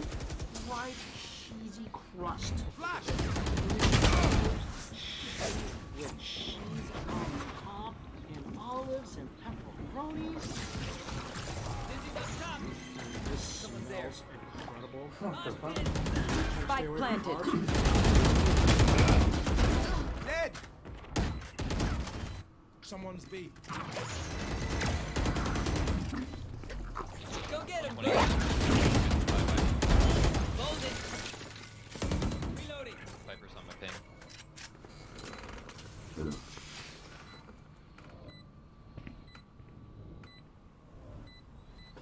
Careful now. One enemy remaining. Last player standing. Yo, this Phoenix is playing like he's fucking iron. We good. We good. He's doing pretty damn good. Yeah. Why can't we just hug it out? Pinche radiant. He has other chances, but he just doesn't go with it. I don't know. He's playing weird.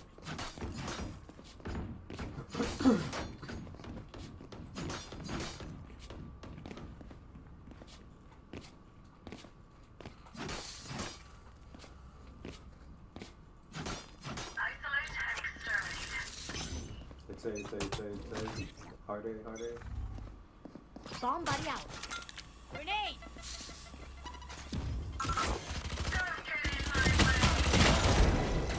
Somebody's there. And you?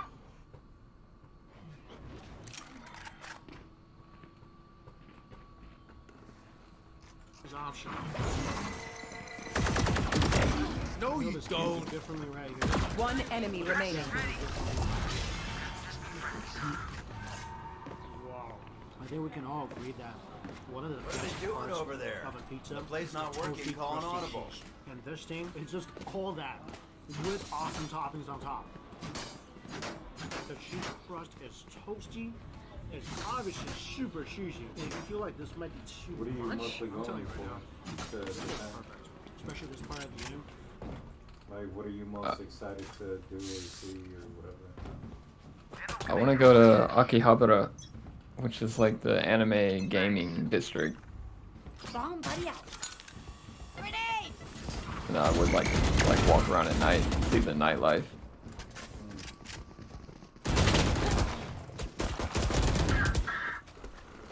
124 on Jet. She's probably gonna get Go out drinking and shit, or nah? Yeah, I don't drink very much, but definitely try.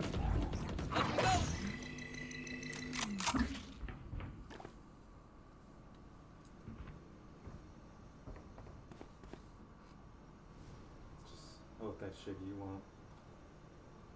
You won't. They'll just shoot it.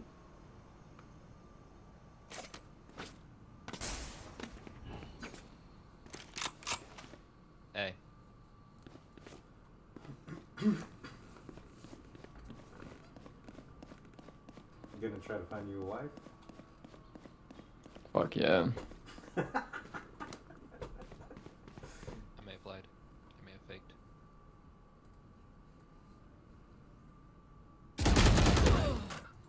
One arm. Last player standing. Spike down A. Not playing like that, you won't be able to. Spike planted. What?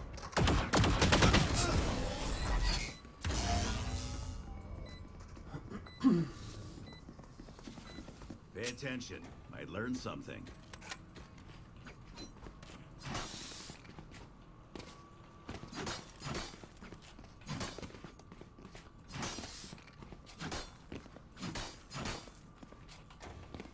Can I get a drop? Thanks.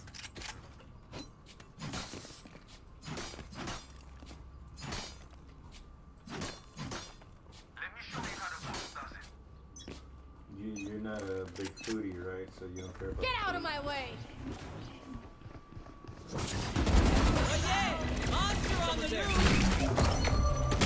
Oh god. You will not kill my allies! Yeah, I mean, Joke's over. Japanese food seems really good. I want some like ramen and shit. Welcome to my world!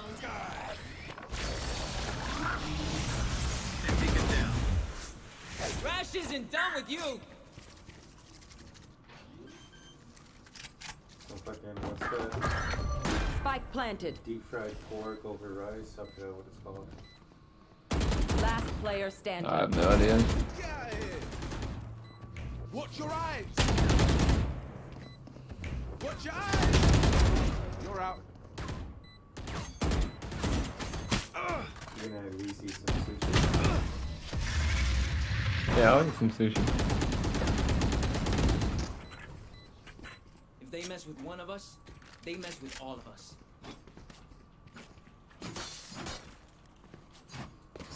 Just ramen and sushi.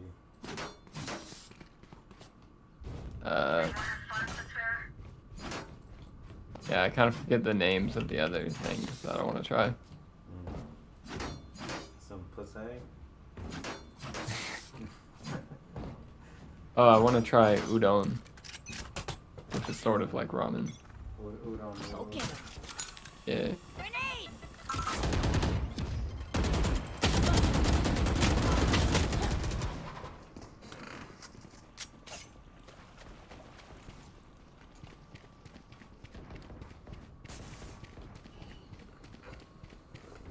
That's a terrible. Reloading. Enemy spotted B. Up and away.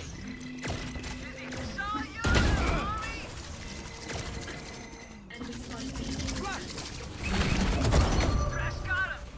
Spike down B.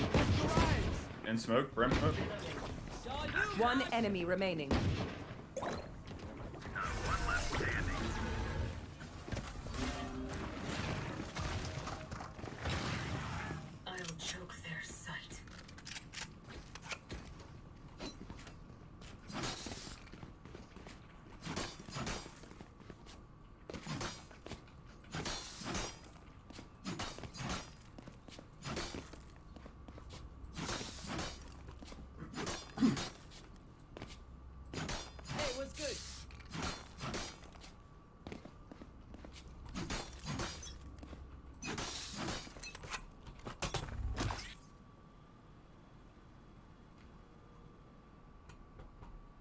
Bomb buddy out.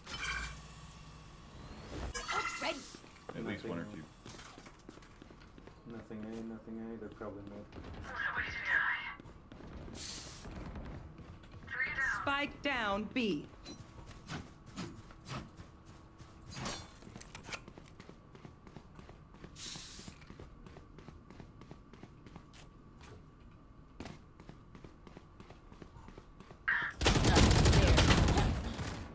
One enemy remaining. With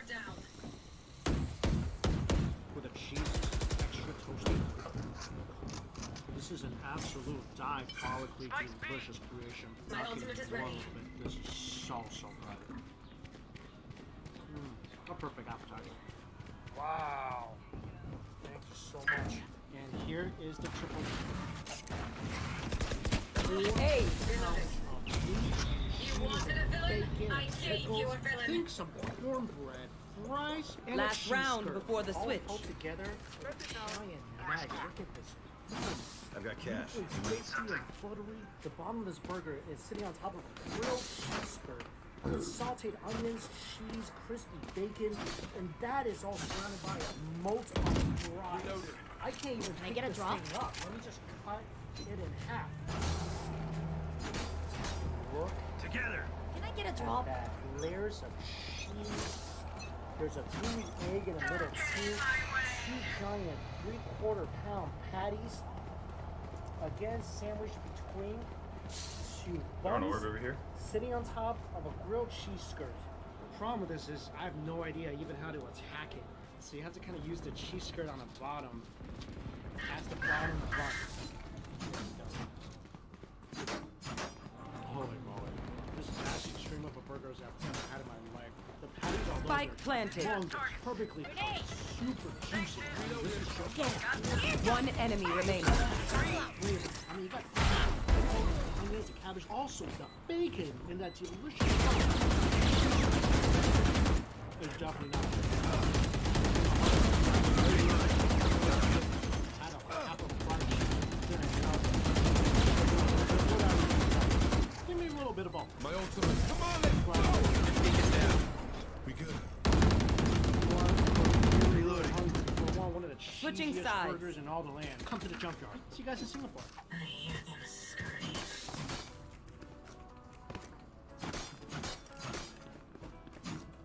Hey guys, Mike Chen here in Chinatown in Singapore. Today, it's gonna be a really interesting buffet. All you can eat oysters. So I am at Kakurega the Lair, and they just started doing this all-you-can-eat oyster buffet with jumbo oysters. You can have it fresh, you can have them with cheese. There's also a bunch of mini doughs to choose from. So this place right now is going for about 50 Singapore dollars, so about 30 US, but they are raising their prices in about a month to 69 Singapore dollars, so about 48 bucks. At the same time, they're also adding new items to the menu like cheesy and mentai-ko scallops. Smells so toasty and delicious. Toasted cheese on top of fresh scallops. Sage wall. So good. It's like cheese as well. Nice and sweet with great flavor.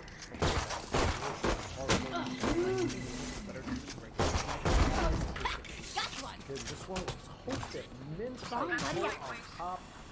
Oh no.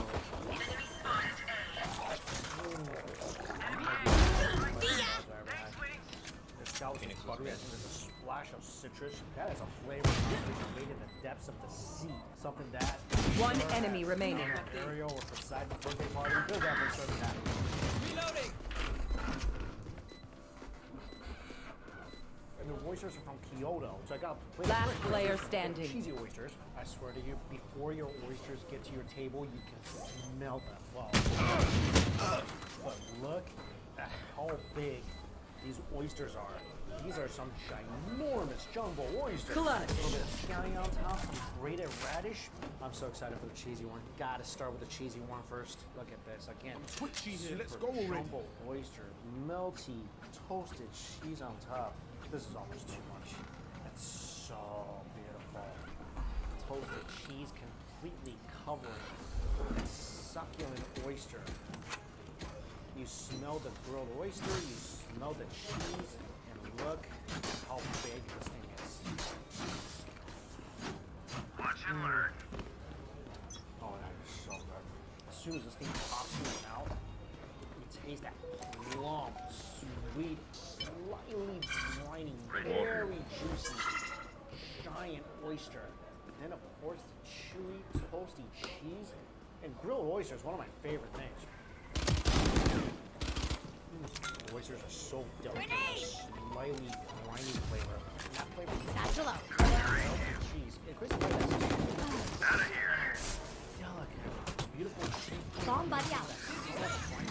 It tastes like roasted cheese over ocean in the best way possible. There. Fresh oysters. Can't despite. Can't despite. One enemy remaining. There. I eat a lot of raw oysters in my day.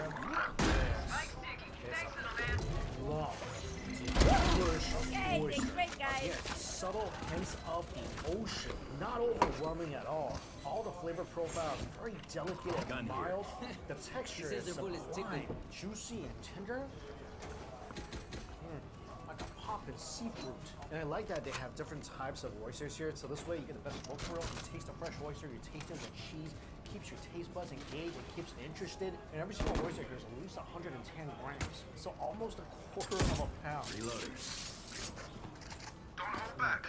Those go down so easy. And honestly, so do these. If you love oysters, this will definitely be your happy place. I mean, besides the oysters, a bunch of different mini bowls.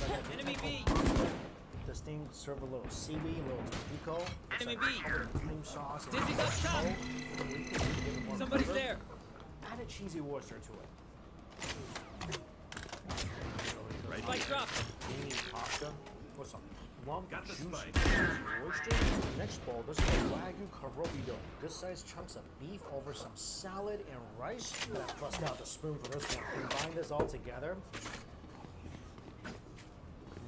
You got that nice refreshing crunch from the salad. Also, there's light garlic in here to add even more flavor. This is a tender cut of beef. Oh, super tender. Just treat this like a meaty, garlicky palate cleanser between your bites of oysters. Something else I gotta commend them for. I'm not really into fishy oysters, but these super clean taste. This is like the best part of the ocean. And if you want a taste of spicy ocean, add some Tabasco. See ya.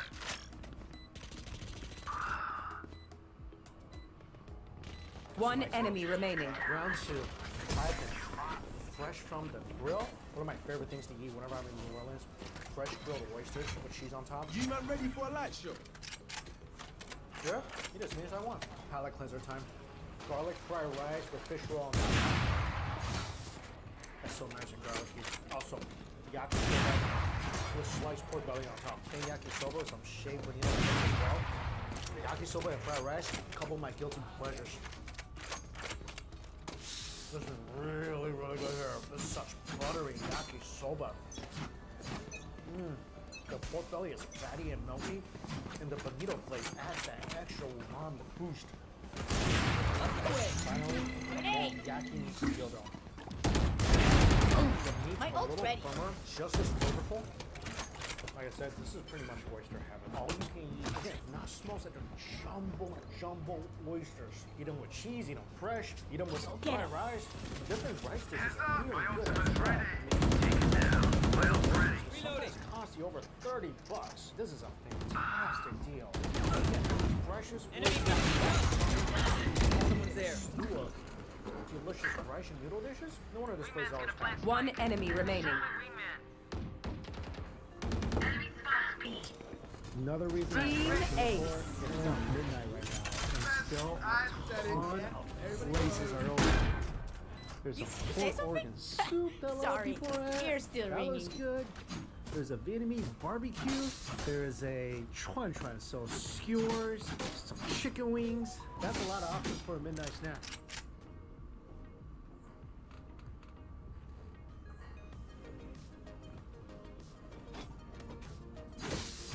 So Roger lunch, I just won a bunch of errands and just now getting ready for some dinner. I'm glad this place is still open. I don't think I've ever had pig organ soup in Singapore. Get out of my way! I don't think I've had that before. This stall is really popular. Even now, after midnight, it's almost 1 a.m. still hopping. So pig organ soup. Let's see what's inside. Tofu. There's some meatballs, some liver, some lean slices of meat, and intestines. There's some greens and some pork belly too. Spike planted. Thanks, wings. Jacket weather here in Singapore. I don't think I've ever been in Singapore before. No, you don't. Why did I never have this? 6 months. Why this? What in the world? There. Oh my. One enemy remaining. Mind blowing. The flavor in this block just sent shockwaves through my body. I couldn't imagine so Match much point. flavor Yo, in this broth. we The are so flavor close. is so meaty and deep, and a little vinegary. I think some of this is sauerkraut. It's sauerkraut, so that balances out the fattiness of the pork. This is even before taking a bite of the meat. And there's so much meat in here of all different cuts and textures. The organ meat is so good. Dizzy's up top. Grenade!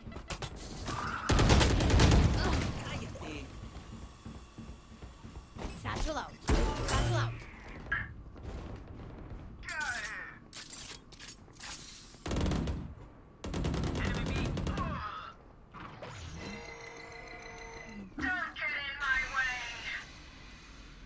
Oh yeah!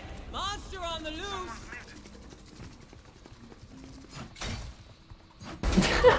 One enemy remaining. Joke's over! You're dead! Just above.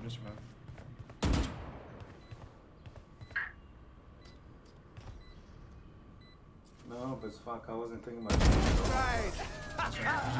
Attackers win. Hey! And we didn't even break the glass! Double win, baby!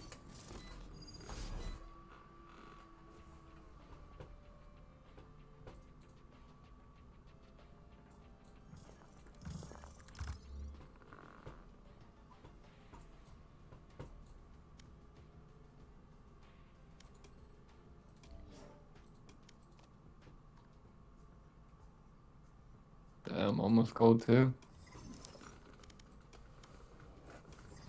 Yeah, man.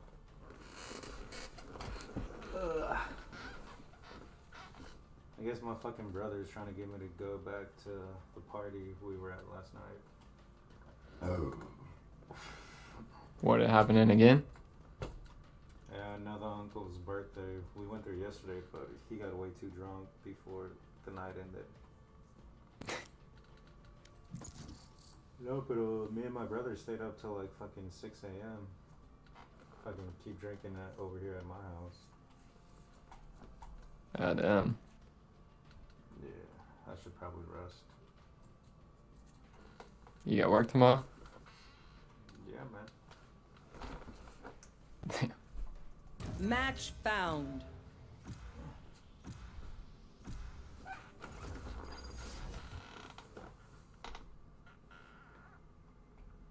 You party hard on the weekends. Yeah. It's cause, I don't know, they keep fucking wanting me to go out and shit. Like, get away from the PC and fucking mingle and shit. Yes, I'm pumped. That's fair.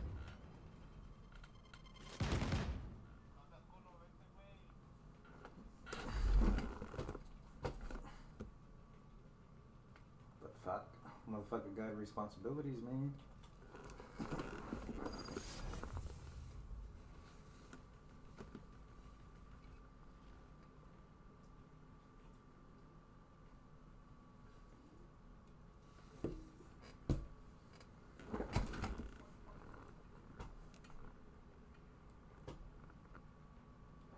This place is a testament to science, a testament to folly.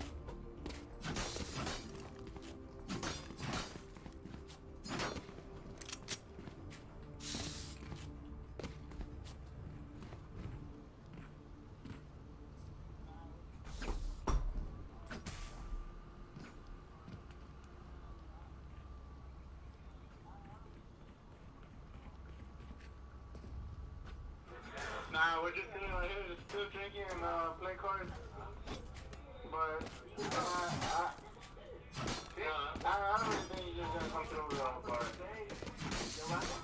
Well, I'm probably gonna have to go and get more beer porque I gotta go.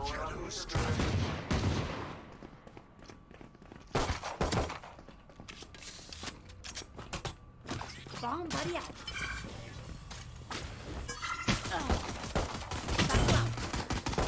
No more meddling.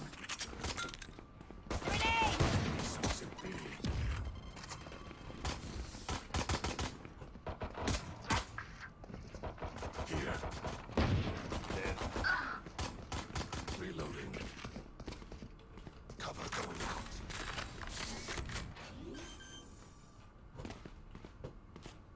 Spike planted. Cover going out. 1-7. For you.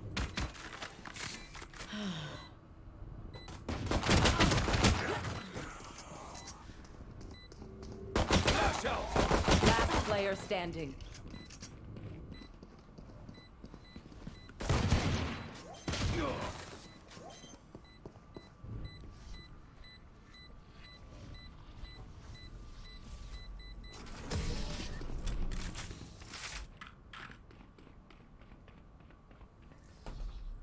Their omen may be a nightmare, but I was never scared of the dark.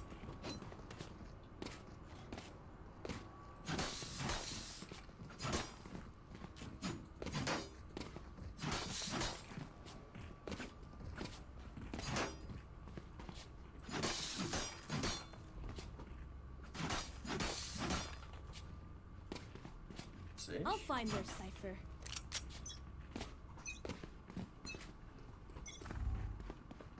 Shadows. Get him.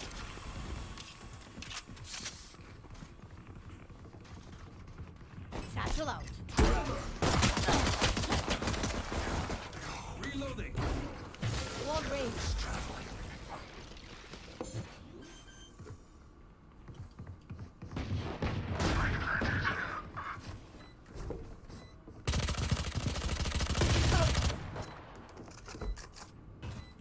Cover going out.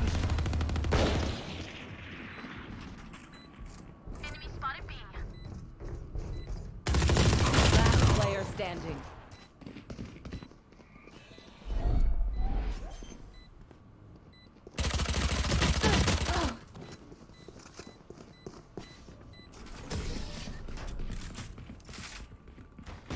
Liver is so good. I got your back. That pork belly, Just, all sorts you know, of fatty from the front. Whole food. Let's do. You gonna try to string? Yeah, if it's possible.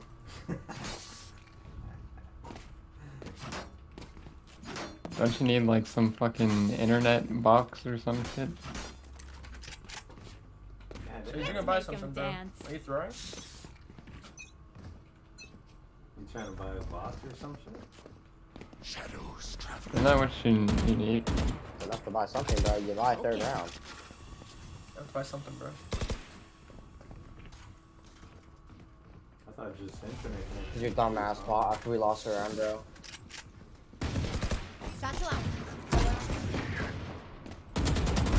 Nightmare's over. Cover going out. Enemy spotted. Out of charges. I'm talking about just with your phone, like phone service and shit. Is that possible? Don't have to be perfect. Yeah. Yeah, then fucking I'll do it. Cover going out.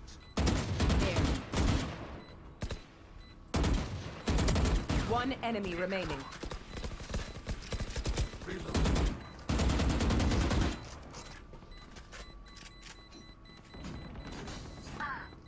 Seemed like I was coming in next door, like, it's not US phone service, but I was still able to stream.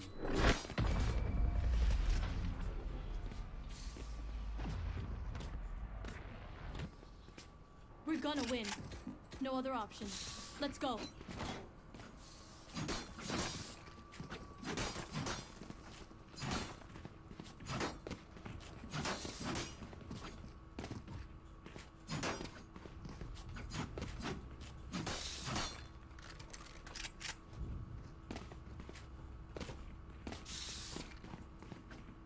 I will be their nightmare.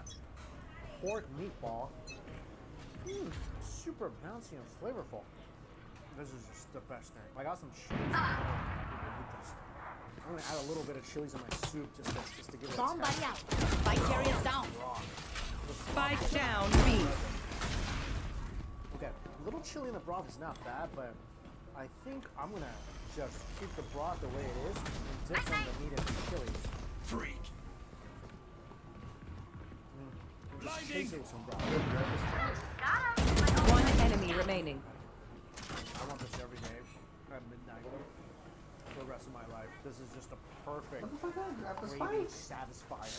I've been busy all day, I haven't eaten for a while. This is everything I want for a midnight snack. Also, I got this. Check this out. So this is pig. I know exactly I have this where fight. This is one of my favorite things in the world. Because this thing has not just meat. There's fat, there's collagen, there's tendon. Oh, wow, that is so tender. And this is Last player standing. broth is soaked in, and they give you a ton of this as well. Oh, My ult's ready. 2 eggs. This is eggs marinated in this awesome broth. I'm gonna soak that in there. What will it be this So time? all this Have meat any patterns and a bowl emerged? of rice, all for about $9 US. Sorry, fast plant? Oh, Fast plant, fast plant. this marinade is delicious. I'm gonna try a piece of that steak slaughter that just fell off the bone. Honestly, we could just wait for them to make noise. Because this broth is so bitter, And then fast plant. It completely balances out all the fattiness that's in this pork. So We're gonna die. a ton of collagen and Fuck fat. them. It's not gonna be overly greasy. Shadows traveling. Satchel out. Chili. Satchel out. Spike down A. White pepper. All soup needs some white pepper. It makes any soup better. It really does. Cover going out. Yeah, the white pepper just levels up the flavor of the broth, making it now even more delicious.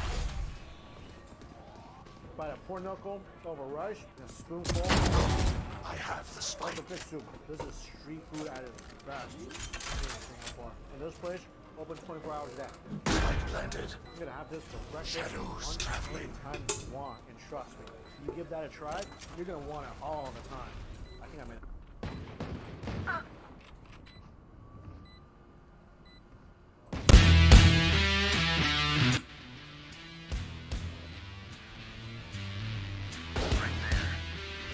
Cover going out.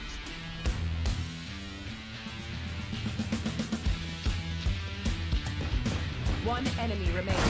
Last player standing. Wow.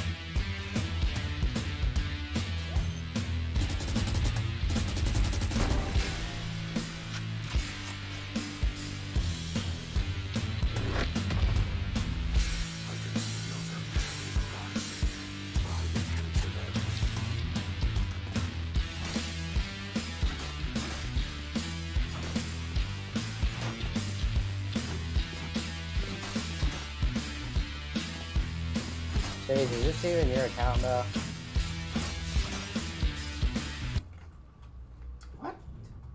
He's gonna sell it. Let's go. Your Sage is really bad, bro. What that motherfucker saying? Clearing out. Bomb buddy out. Reloading. Grenade! Cover going out. Here comes the party! Shadow. Nightmare's over. Stealing sight.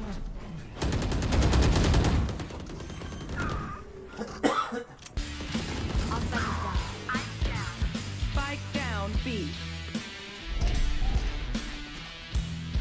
One enemy remaining.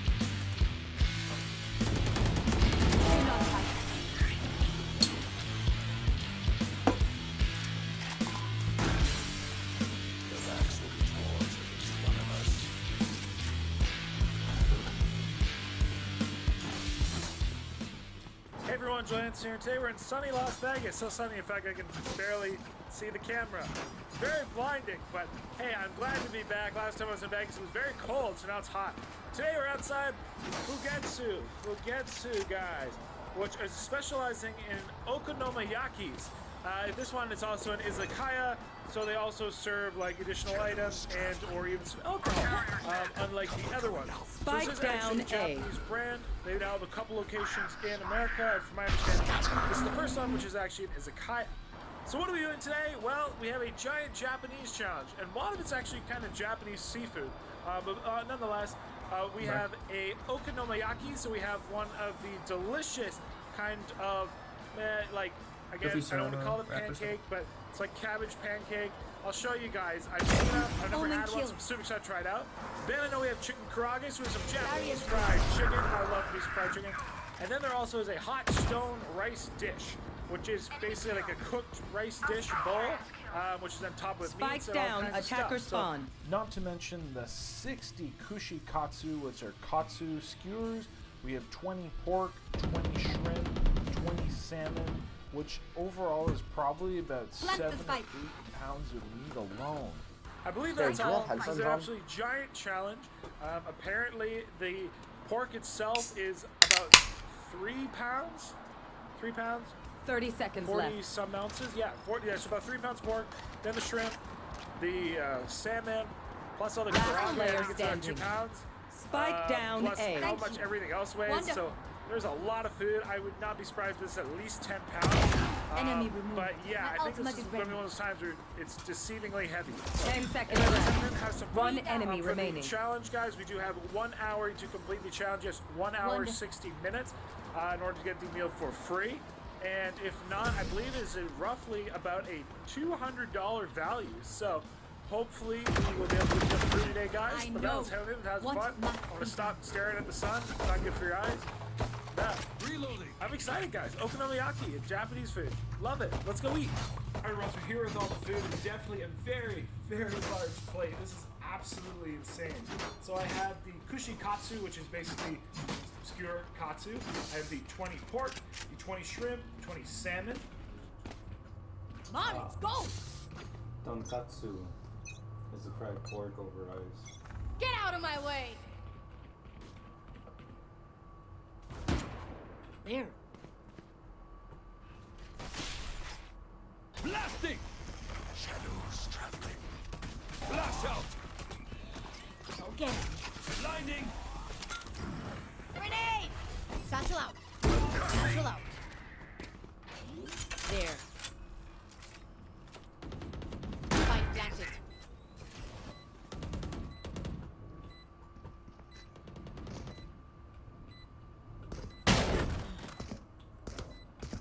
The hunt begins.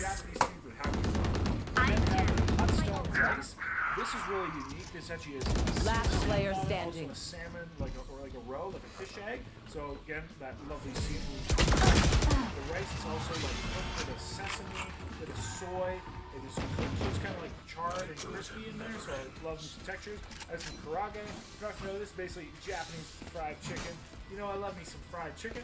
And then I have the okonomiyaki, an item which obviously this place is very well known for, and I'm so excited to try my first time ever having it. So, I mean, I kind of already described what it is, but essentially it's like cabbage. This is the deluxe one, so I'll put just the egg on top. We got shrimp, we got squid, there's pork belly, some other items. So, yeah, I'm definitely pumped. I got lots of different sauces. You give me a whole bunch of different like, wasabi, spicy mayonnaises and stuff, and I have a whole bunch of kind of like katsu sauce, and there's just, I got lots of options to put it that way. So, yeah, I'm excited. So, Fugetsu, let's get started here just momentarily. I'm probably going to start with the okonomiyaki because it just looks delicious. It has this lovely runny yolk on it, so I'm going to bust that open. And yeah, seafood, we're going to start with that. You got some cabbage and everything because it's got to have the healthy vegetables. Basically, you just kind of cut it up with this little spatula thing. Eat it right off the spatula. Guys, the smell of cooked cabbage, I actually love cabbage. It smells so good. That pork belly on here, I'm pumped, to say the least. There's also the mayonnaise, the different sauces. So, ooh, lost a shrimp. Anyway, I'm definitely ready to rock. Here we go. Alright, so how about we get started? Maybe the count of 5. Last player 4, standing. 3. Spike 2, down B. 1. Let's go. Ooh, hoo, hoo. I'm gonna try to scoop up some of this. I'm actually really excited to try this. Win. Show me where to go. Ooh, wee. Wow. That is rich, that is savory. Oh, this is lovely, lovely, lovely flavor on it. What's that sauce called that's on it? Okonomi sauce. Wow, it is like.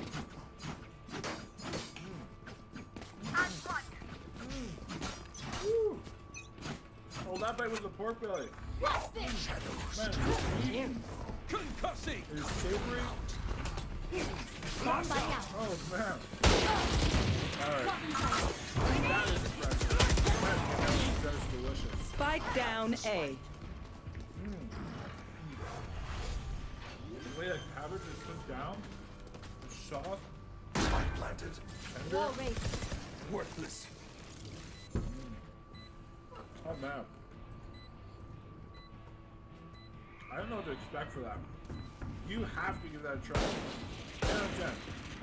One of the most unique and delicious foods. That's a very long time.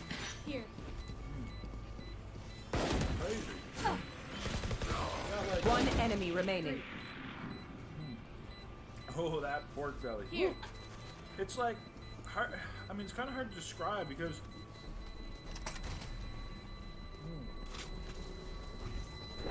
Oh man. During that bite, that egg yolk has so much umami. Time to take these arms for a spin.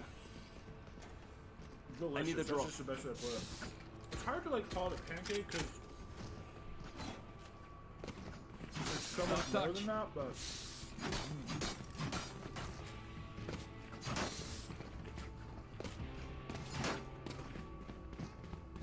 I'm gonna have to get another one of those in my life sooner than later. I need a drop. Sage, can you buy me? Keep up. First time won't be last. Well, Tuck, tuck. man, Shadows traveling. that though. Yeah, 60 shots. Reloading. What's all this? Pierogi, maybe like you start on this pierogi, so Japanese fried chicken. Rest you can rest. Nice, prime. Sage, bro. Rez! Why are you throwing? They have a,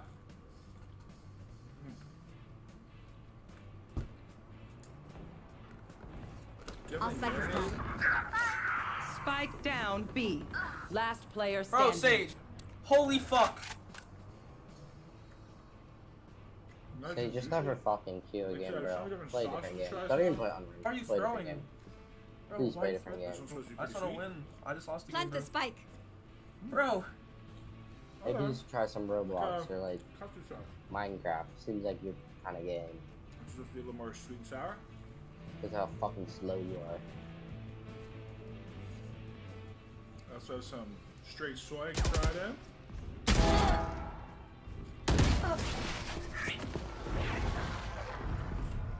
And sriracha even. Last round in the half. Spend those creds before Little we lose heat. them. I do have a chicken, fried chicken, and hot sauce. Let me know if your fried chicken was down below. On that table, they also have this chimi, which is like a red pepper you can add to things. Those are like hot. Get it nice and hot.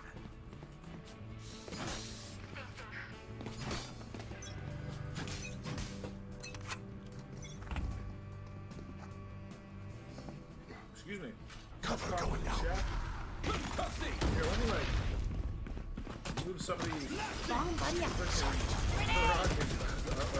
capsules up here. You guys can see how many of these we have. There's really huge piles of them down here. The hunt begins. Your duty is not over. Spike down B. Last player standing. You are powerless. I know exactly where you are. So the salmon katsu, the shrimp katsu, and the pork katsu. Flawless. Let's try out the salmon here. Switching sides. I think we're gonna. Once fucking more lose. into battle. I'm not tired. Are you? It is good. Bro, there's just no universe where this is your Nice account, and bro. crispy. Like, you have, like, iron names. It's actually crazy. Cooked perfectly. And that kitchen is spotless back there. The oil is so new that like these look blonde, but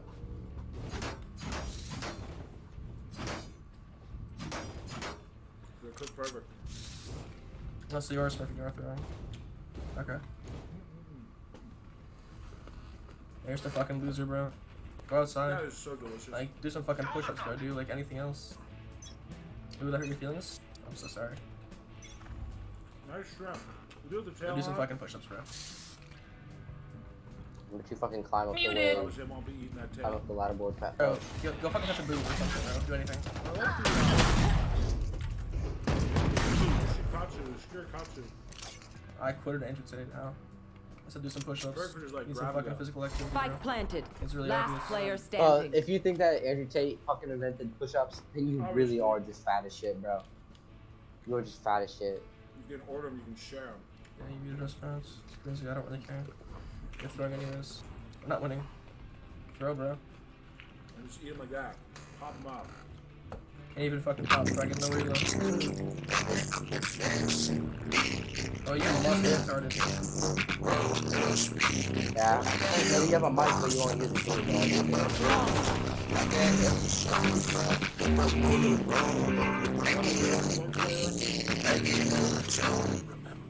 We're definitely using like a pork shoulder or something.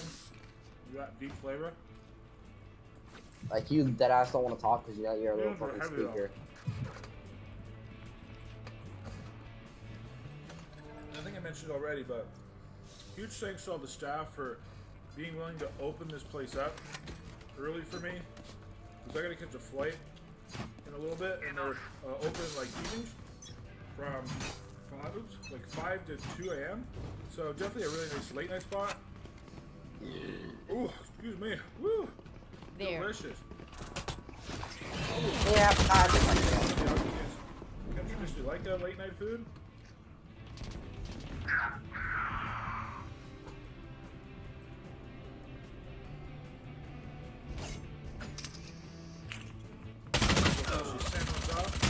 Spike planted.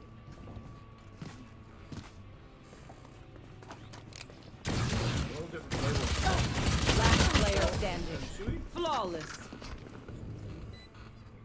Oh wow. They think they know pain. They can't begin to comprehend it. There's salt and chili. With the, it's like nori and salt. Look at that salmon.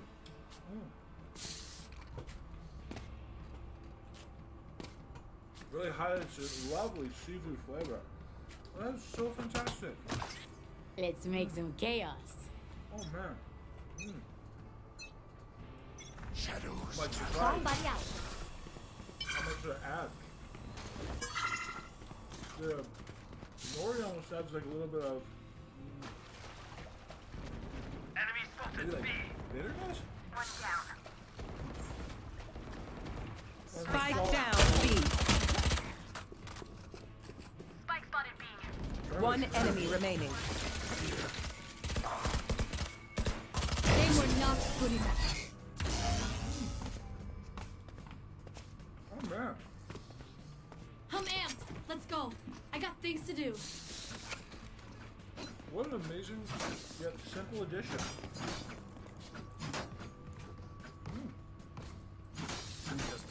For you, bro. You want to turn your fucking mic. Like, speak first.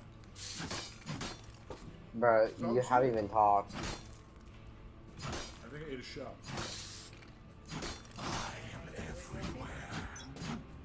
Thank you, my friend.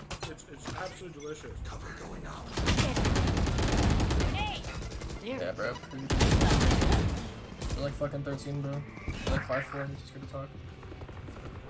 There's a reason why you only use game chat. You for sure get bullied at school, bro. You fucking middle school, 7th grade. Whew. Tell you one thing, I'm definitely filling up though. Where's the food? Spike down A.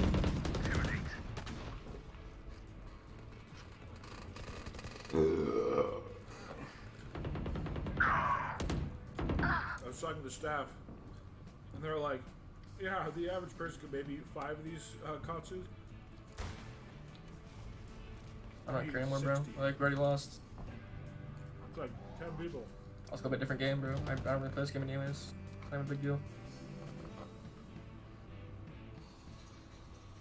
Actually, better if you throw something out here quicker. Delicious there, buddy. A lot of food. Whew. Thank you, about Yeah, actually, there's no reason to add. Just throwing the entire round. 30 seconds left. I'm eating up and feeling this. Out of charges. We're in the lovely Vegas heat. Last time I was in Vegas. He muted me so he could Spike planted. Now Last player standing. I'm totally okay with He's it. actually scared of me. That's crazy.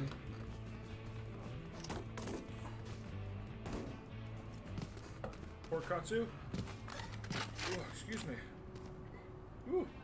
Dude, he's for sure mad because I took his jet. That's why he was throwing, bro. Lots of air, That's 100% lots the of reason why. shit. I took his fucking jet. That's for sure the reason why. You little crybaby, bro. Man, I took his jet, bro. Fucking pissed maybe throws. Sorry, with the salt seaweed? I'm assuming that you're solo queuing because you don't have any friends also. So even that's a good You cannot be above the age of 12 doing this, bro.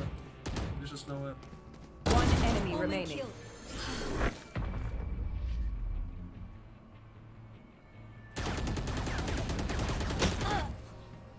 Okay, I only have like 78 grenades left. Hopefully that's enough. I need a drop. No. Alright, everybody. Whew. I have 1, 2, 3, 4, 5, 6, 7, 8, 9. 9 katsu left. Whew. Plus this rice dish. Oh. I am heating up. A lot of food. Get out of my way! Bomb buddy out. Delicious. Satchel out. Satchel out. 22 minutes in. There's no shortage.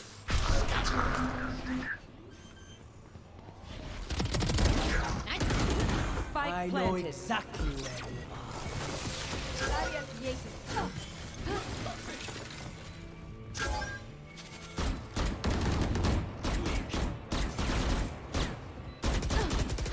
Last player standing. Yes, man, I took your jet, bro. I get it. You're like 12 years old. Alright, You boy in middle school. 24 and a half. That's what it is, bro. Whoa. Let's go play a different game. Guys, You're typing, bro. You're I listening. think there's a whole pig on this tray. Whew. No, no, getting the No You shortage. didn't mute him because then how are you still talking to him? Sage, what's your age? How old are you? You didn't mute him. Sage, how old are you, please? Sage, how old are you, please? I need to know how old you are. Because there's no way you're above the age of 12. Bro, I don't care, bro. We're losing anyways. I see how old you are, bro. And he won't respond. He won't respond, bro. He's definitely 12. Fucking middle school. Fucking middle school, bro. Man, I took his jet. Okay. Tasty, but. My ult's ready. Oh my gosh, there's a Yeah, lot I'm of confused, bro. You're here, bro. You're 12. What do you mean? Alright. The hunt begins. The last this is absolutely insane. Huge. Last player There's standing. no way you're talking, but you haven't I even saw used how your to mic make this. once, There's bro. so much freaking rice in this. You cannot type. And it's all packed down. Use your mic first inside. Whew, man, guys, I'm feeling that. You're a kid, though.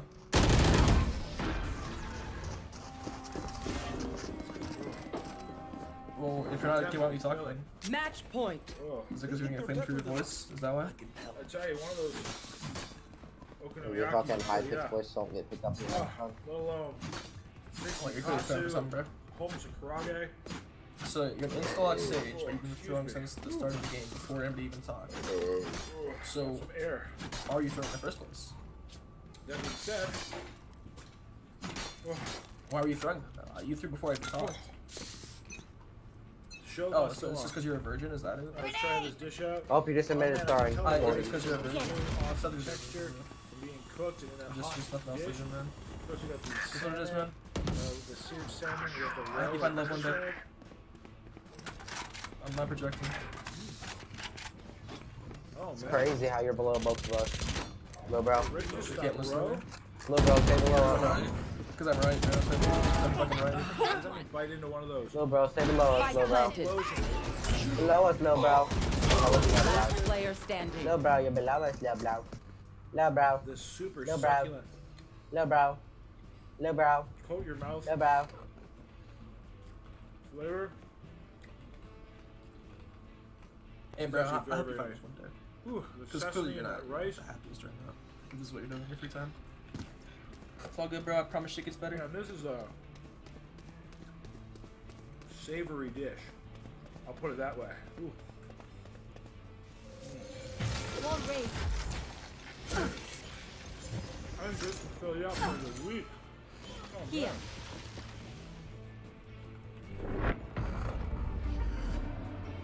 Attackers win. Yeah, bro. Please just go do anything else about this game.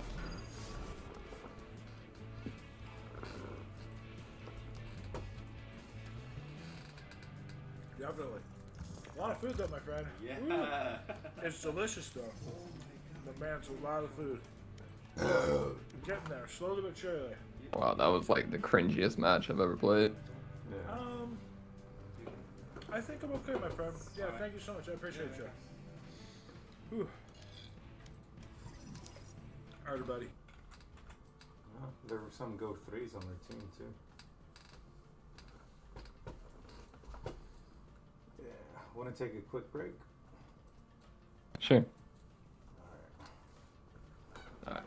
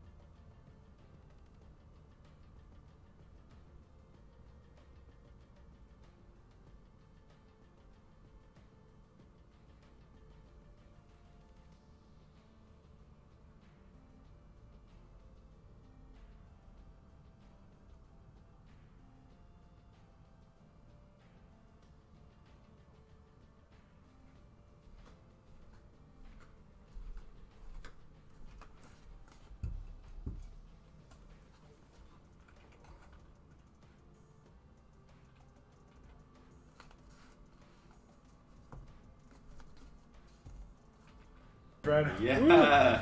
Ooh. It's delicious though. Oh my god. The man's a lot of food. Ugh. We're getting there, slowly but surely. You I think I'm okay, my friend. Yeah, Alright. thank you so much. I appreciate Yeah, you. Whew.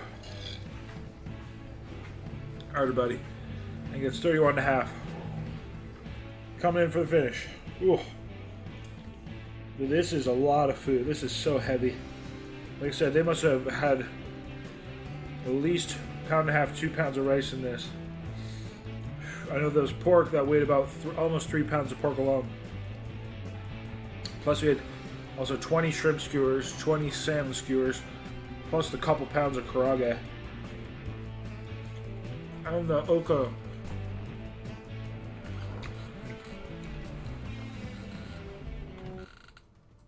Ready? Yeah. I thought bitch boys were only in like iron lobbies, not fucking goats. Yeah.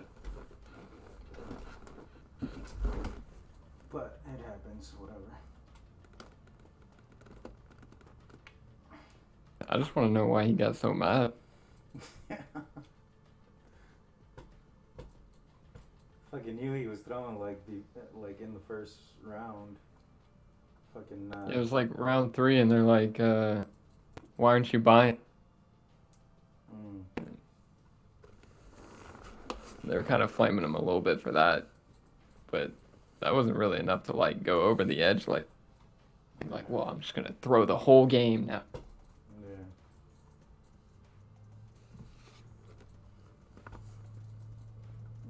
It's part of the game, I guess. Match found. When's that Counter-Strike coming out, do you know?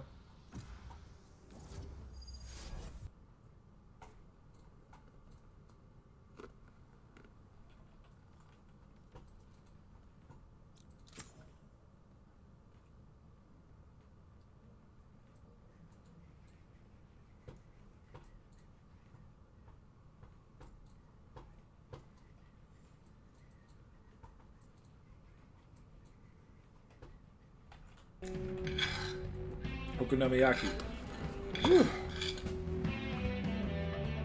Yeah, internet says summer 2023.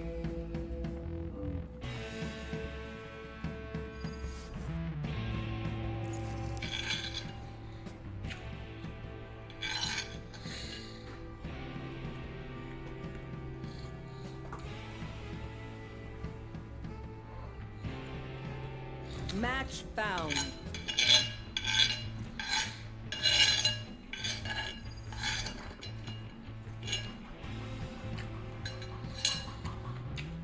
Okay. Ooh.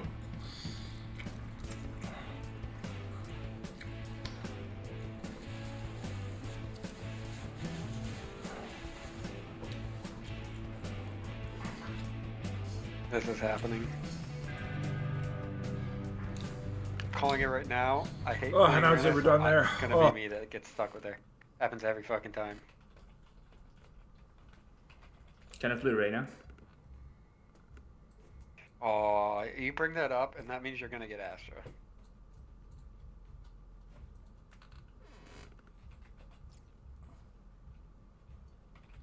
You manifested the energy.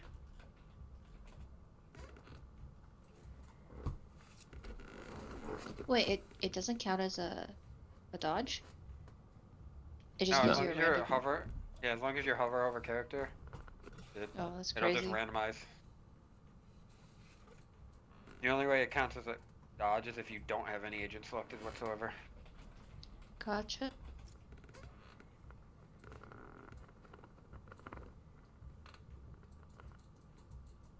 Oh, here we go. Let's see it, let's see it. What'd we get? Oh, bullshit. Bro. Oh, okay, I got Oh, burned, that's not shit. bad.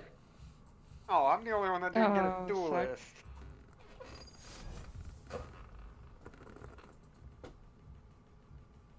That was some bullshit, Jet.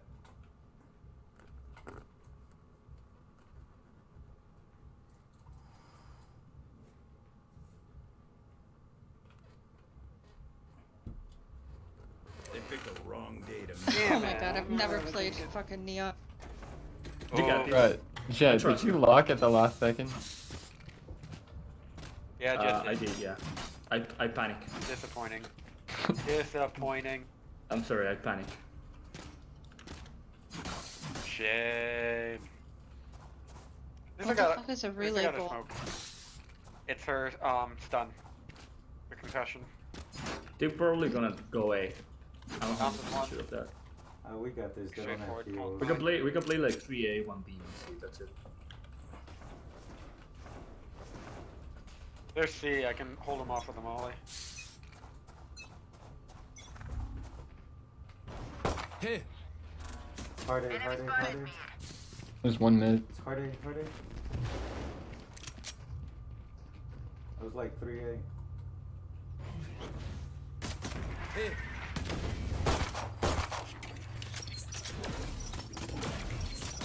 Reload. Oh, rotated. Just go C, Primo, go C.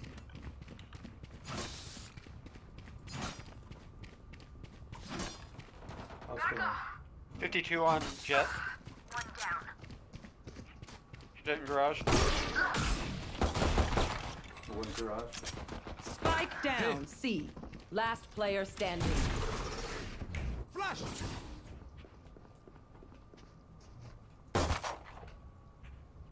They're both on on site. site. He came out. He came out. They're both on site. Both on site.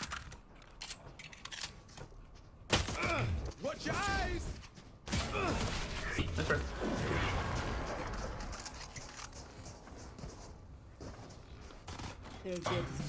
About 34 minutes. Oh my gosh. Whew. I'll have to clarify here in a second, but oh man.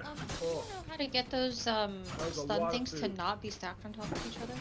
Not gonna lie. They bounced once, Didn't so look you like gotta that. hit Like, it looked like a angle. lot. I knew it was. Oh, like But bounce this it is off one an where angle? even for myself, Yeah, so the I really don't hope know will bounce once, and then that'll drop the first one, and then the second one will drop on the next hit. There's about 3 pounds okay, alone, plus everything else, and it just kind of mounted up. Man, these things were dense, they were heavy, but they were so delicious.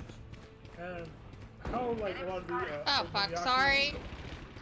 Excuse me. I'm so sorry. I generally Yeah, eat that in just Japan got me is that fucking late night murdered. food. Oh. So, you know, kind of that extra Spike nice planted. savoriness. Excuse me, that's some air. Ugh. Last player Extra standing. savoriness. I do. I mean, let's be honest. You're like a late night. I don't know about this roulette thing. It's a mixed bag. When it's hurt. Yeah, it's all good. We got this. Yeah, the match just started. There's a distinct advantage when you can play just about every single character when you do roulette.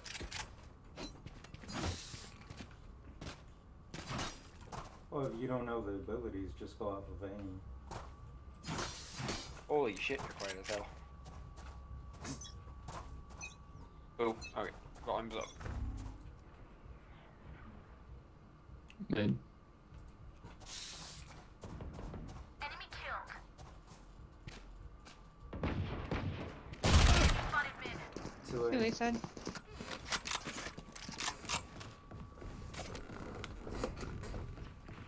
Guys, welcome to the Liberal Hive Mind, a channel solely focused Feeling on set. exposing the abundant hypocrisy of the left. Well, here we go again, yet another viral moment, a crazy clip that surfaced, an interesting encounter that bounced all over the internet. So Spike it's not planted. the craziest clip out there. To be Yeah, honest, it smoke. probably should have never gone Cutting their viral in vision. the first place. Except it has this one interesting component, the racial component. Last player standing. Clip Oh, happens to be white. The other you individuals rat.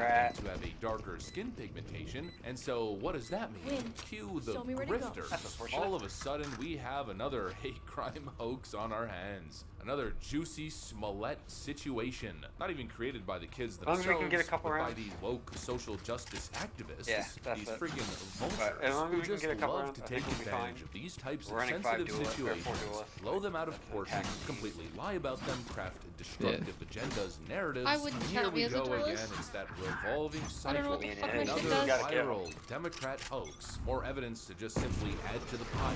Enemy Stacks Phoenix is I a... don't think I can reach up there. Wait, Another okay. example of destructive Democrat. Bro, I just show got you guys deleted.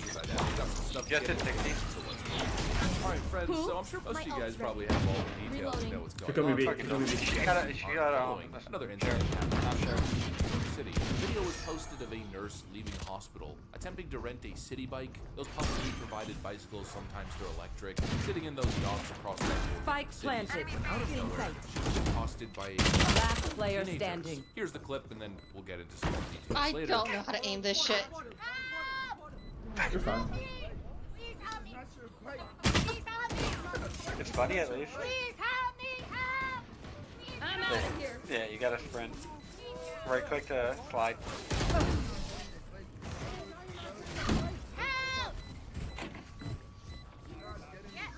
Let's ruin their day. Why you took his phone? What's wrong with you? Don't take his phone. Do not take his phone. You can practice sliding around in eye phase. No, dude, stop. No, dude, stop. You can slide it and sprint as much as you want in eye phase. You're not crying. You're not crying. I got you on video.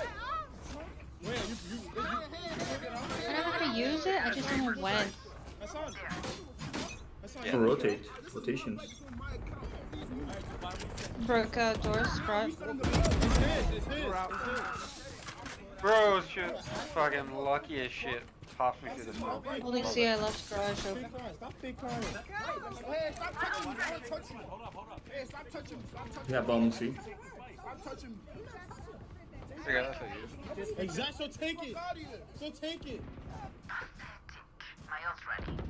One on. Last player standing. 99. Not a tear came down. One's in CT, one's in CT. Not a tear came down. Now, it's hard to tell what's going on, but you have one woman who's dressed up as a nurse. It looks like it's the evening as if she's going home. She gets surrounded by a group of young teenagers claiming that she stole their bike rental. But actually, they rented the bike, and she stole it from them. She gets visibly upset. I don't necessarily blame her. She's being intimidated and accosted. Some would suggest since they're putting their hands on her and the bicycle, she gets assaulted. It looks like that's what's happening. It could also, I guess, depending on what glasses you're wearing, look like actually she's trying to steal the bike from young individuals who are the true renters of this bicycle. Just looking at the clip itself, it's kind of hard to really rush to Get judgment, out of my way! come to a conclusion. Most people would look at this enemies clip mid. and just Beat move up on with mid. their lives and not really know what happened. Not a big deal. Simply continue surfing the web. Democrat activists, however, saw an opportunity to do something racist Karen who tried stealing the bike from these young innocent children. This is literally the narrative, by the way. Here's attorney Ben Crump on Twitter. Yeah, why do I just get insta-dome? Posting the video with a caption that writes, "This is unacceptable. A white woman was caught on camera attempting Last to player steal, standing. in all capitals, a city bike from a young black man in New York City. She grossly tried to weaponize her tears to paint this man as a Spike threat. planted. This is exactly the type of behavior that has endangered so many black men in the past." Watch your He eyes! released this video with his One wife, enemy Karen, remaining. on the 14th of May. He didn't know what he was looking at. He didn't know what was happening. But like a Democrat vulture, he saw his opportunity to take advantage of sensitive racial issues and blow things out of proportion and craft this ridiculously dishonest narrative. A couple days later, on the 18th of May, 4 days later, the truth comes out. And it's not surprising at all. New York City hospital, quote, Karen, paid for the city bike at center of viral fight with black men, claims her lawyer. The lawyer for a Manhattan hospital worker, accused of taking a city bike from a young black man, who claimed that he paid for the two-wheeler. See, even though we losing, this is way better than that fucking stage. Right.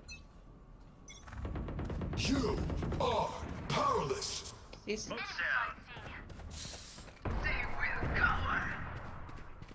Multiple enemies seeing. on site, all four.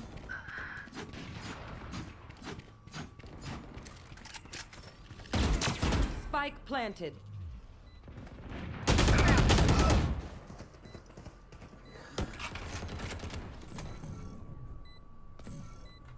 Provided receipts that he says show that she was the one who purchased the ride at the center of the viral incident. The Bellevue hospital employee who was branded a quote, Karen on on social media afterward, rented the bike first, lawyer Justin Marino said in a statement to the Post on Wednesday. He also provided I'm gonna try that.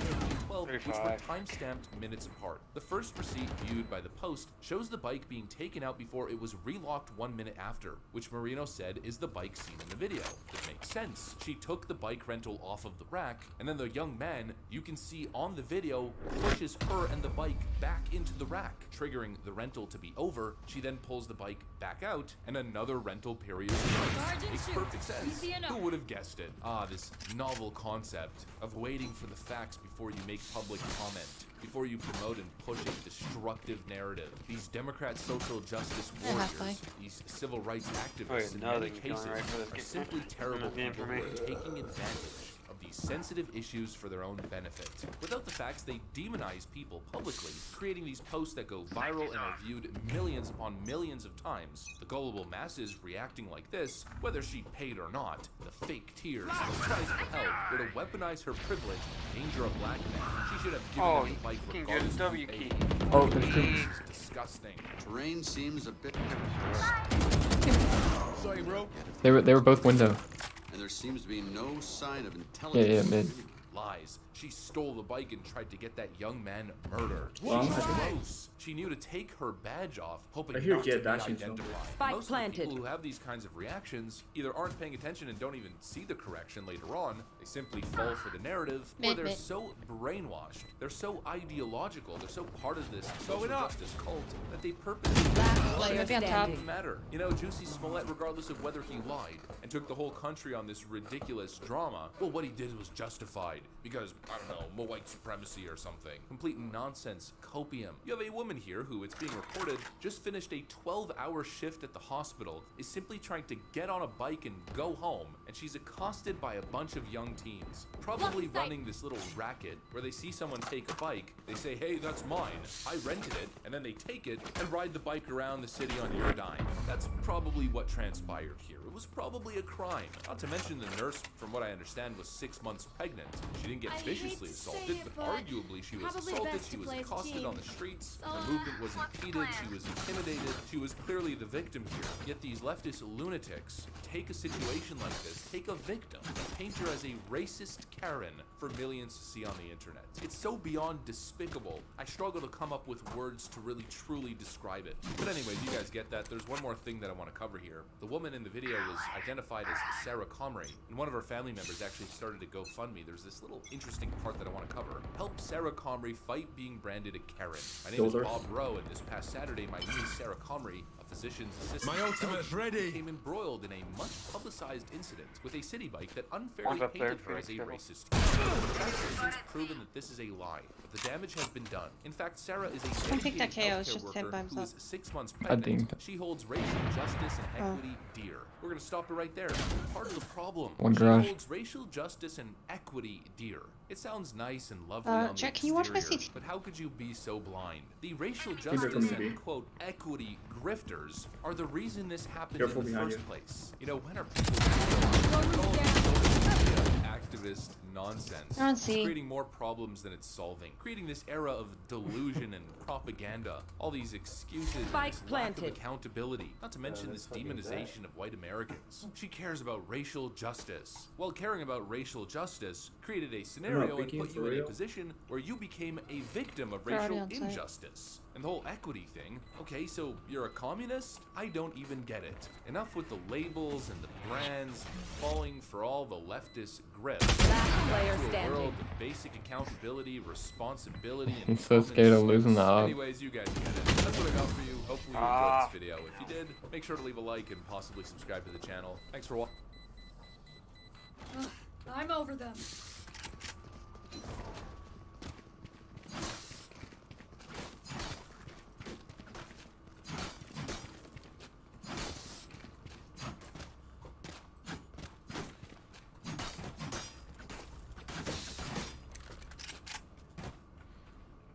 It is a normal morning in Los Angeles and everyone is going through the usual routine on the busy streets. Before going to work, the new director of the city's Office of Emergency Management, Mike, is making breakfast for him and his 13-year-old daughter Kelly, who has been having some attitude problems because of her parents missing the father and daughter are supposed to be leaving on vacation today, but suddenly, an earthquake strikes the city. We're gonna It is short but quite strong, and at the hospital, Dr. Calder has to hold One on to her sees that. patient to stop him from falling off the stretcher. Mike Feeling still sight. decides this is an emergency. Multiple enemy So Kelly Careful, will stay with careful, the one babysitter. seaside. When he makes it to the office, his co-worker Emmett informs him that no Feeding. serious damage is caused by the earthquake, so he should go back on vacation. However, I got Mike Spike takes a look down himself A. and discovers that the Thank water you, main Paul. ruptured and the gas is gone too. Spike Meanwhile, at the planted. park, a few Someone's in construction defender workers are spawn. working on the Red Line subway extension, but also betting on the magnitude of the earthquake. Suddenly, they hear a noise and are shocked to see some strange yellow gas coming out from the There. tunnel. They rush to help a You worker have out Kietta of the behind you. tunnel and discover half of his body is covered with burns. Hearing the report, Mike goes to the park and learns that he suffered these burns. There's two behind, two behind, two behind, two behind. Steam, but Mike does not believe it. Last player standing. One enemy remaining. But MTA Chairman Albert declines because he does not think the trains are in any danger. Albert is so proud of his project that he even ignores the request to pause the railroad construction. Meanwhile, the bodies are brought to medical forensics to be examined, and Calder is shocked to smell something strange about the burns of the victim, which indicate this definitely was Finally not got the steam monkey off the back and got some kills. Moments later, Emmett shows up at Yeah, the they park only too get to try to 9. get Mike off the case, since gas leaks are not their thing. Yeah, But Mike is let's stubborn. bring it back. Breaking the rules, Mike and his co-worker Gator decide to go down into the sewers to find clues. They wander around for a while and notice that the air is I becoming think they hotter, will try making A it harder this to time. breathe because If of they the come A, fumes. let's Since the just tunnel is play. right Just next hit to the A subway, again. it shakes Let's every just time play the that. passes by. When Play Gator They gets always have a there, lurker. he finds a The bunch of jet burnt lurks, rats, so and they just realize don't their rubber rotate gloves are too slowly melting fast. as well. Suddenly, scorching gases being pouring out of a fracture in the concrete and flood the tunnel, so the duo has to run away as fast as possible not to be burnt alive. Having Get out found of my evidence, way! Mike orders Emmett to shut down the tunnel. Sometime later, Albert brings Amy, a geologist that says the whole city is geologically unstable Yeah, and should not definitely lower right. cars on Yo. it. Mike brings her to the park and she uses some machines to run a few studies. The conclusion she reaches sounds a bit crazy. She believes flat the there? volcano is fast growing beneath the One city, in garage. with No. lava streaming He underground. ran back out. Unfortunately, it is still a theory and she lacks the evidence to convince Mike, who finds the idea of lava in LA ridiculous. Meanwhile, nobody notices that the statue in the park fountain is slowly sinking. Rotate. Later in the evening, Amy and her assistant Rachel inspect the accident scene in the storm drain, where they he's locate gonna the look for me. ground that released the gases earlier. The duo wanders the underground tunnels taking samples and looking for an explanation when suddenly another earthquake hits the area. This one is Spike planted.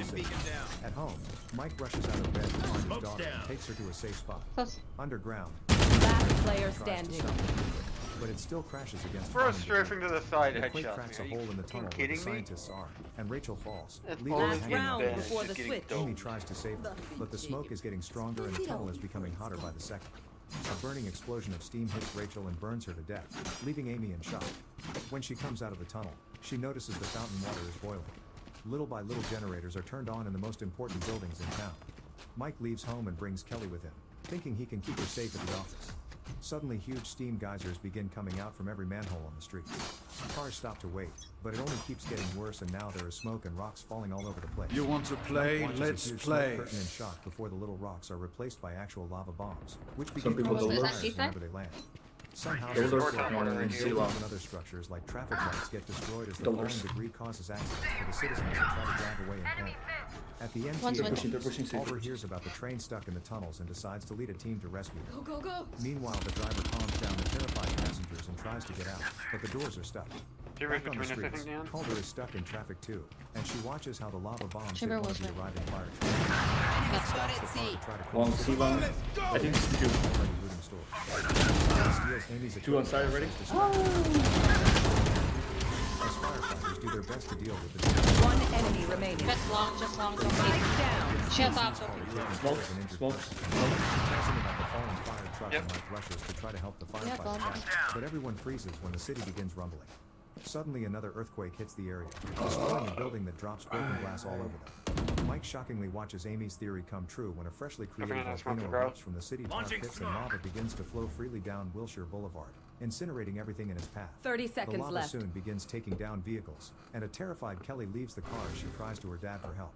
A lava bomb falls near her and her pants catch on fire, so Mike runs to her and helps her put the flames out before picking her up. Finding themselves surrounded by lava, Mike escapes by jumping onto his car and then to a safe spot right before the lava swallows his vehicle down. The lava then goes Switching after the fallen sides. fire truck, and a fighter tries to rescue Oh, his guys, trapped this is coworker, winnable. but he doesn't make it in time and the lava kills them both. As another lava eruption we got causes this. one more huge explosion, Okay, we're an attacking Mike hands team. Kelly to Calder so she can take her to the hospital with the other injured people. Kelly asks her father to come with her, but once again Mike puts work first and leaves her behind. Soon helicopters full of reporters are flying all over the area, showing the lava is slowly making its way through the main LA avenue. People are abandoning their homes as they start to crumble, and a cute dog makes sure to grab Yeah, the that's probably phone the best before bet joining with its 4 owners. duelists.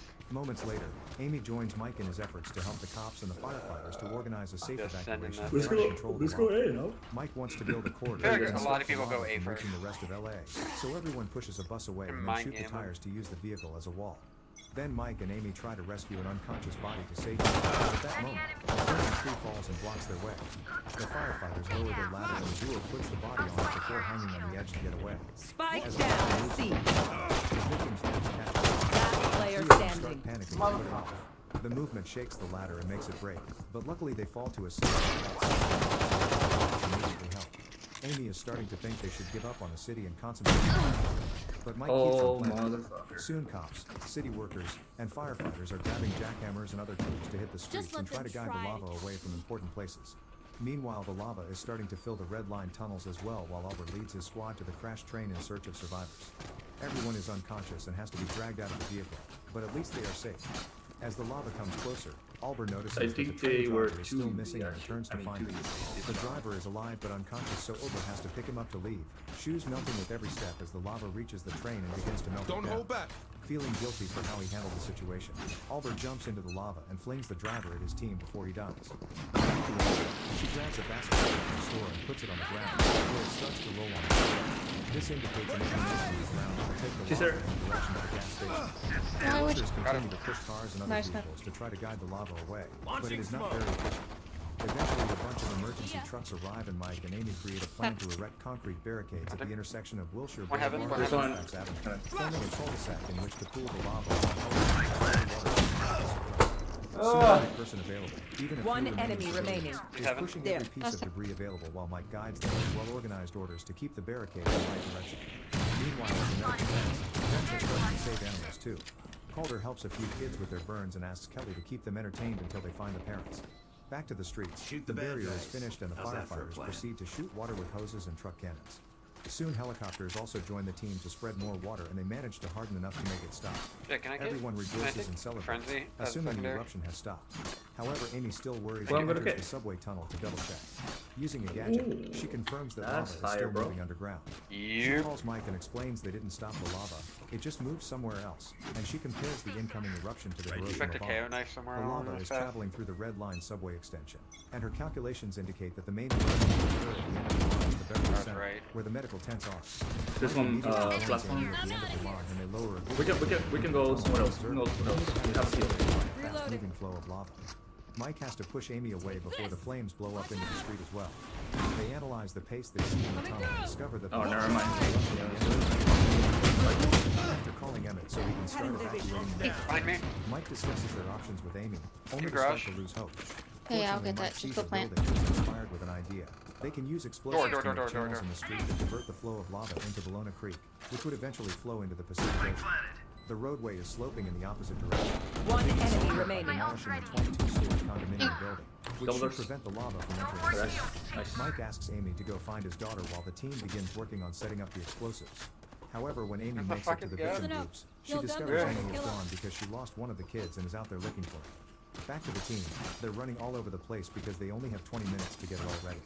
Gator and his men are placing bombs inside the center, but at that moment, Alright, so earthquakes begin hitting the area we should again. start The faking. huge eruption happens Like, sooner than expected. I'm gonna and destroys come the and street, break causing everyone to run away. in Chaos panic Knife and many here. patients to catch You on guys fire gonna make while some they're being nice evacuated. A, and Inside also the center, one somebody of the can workers shoot gets trapped under a core me column that the earthquake destroyed and without Gator isn't strong dying enough to in push it window. away.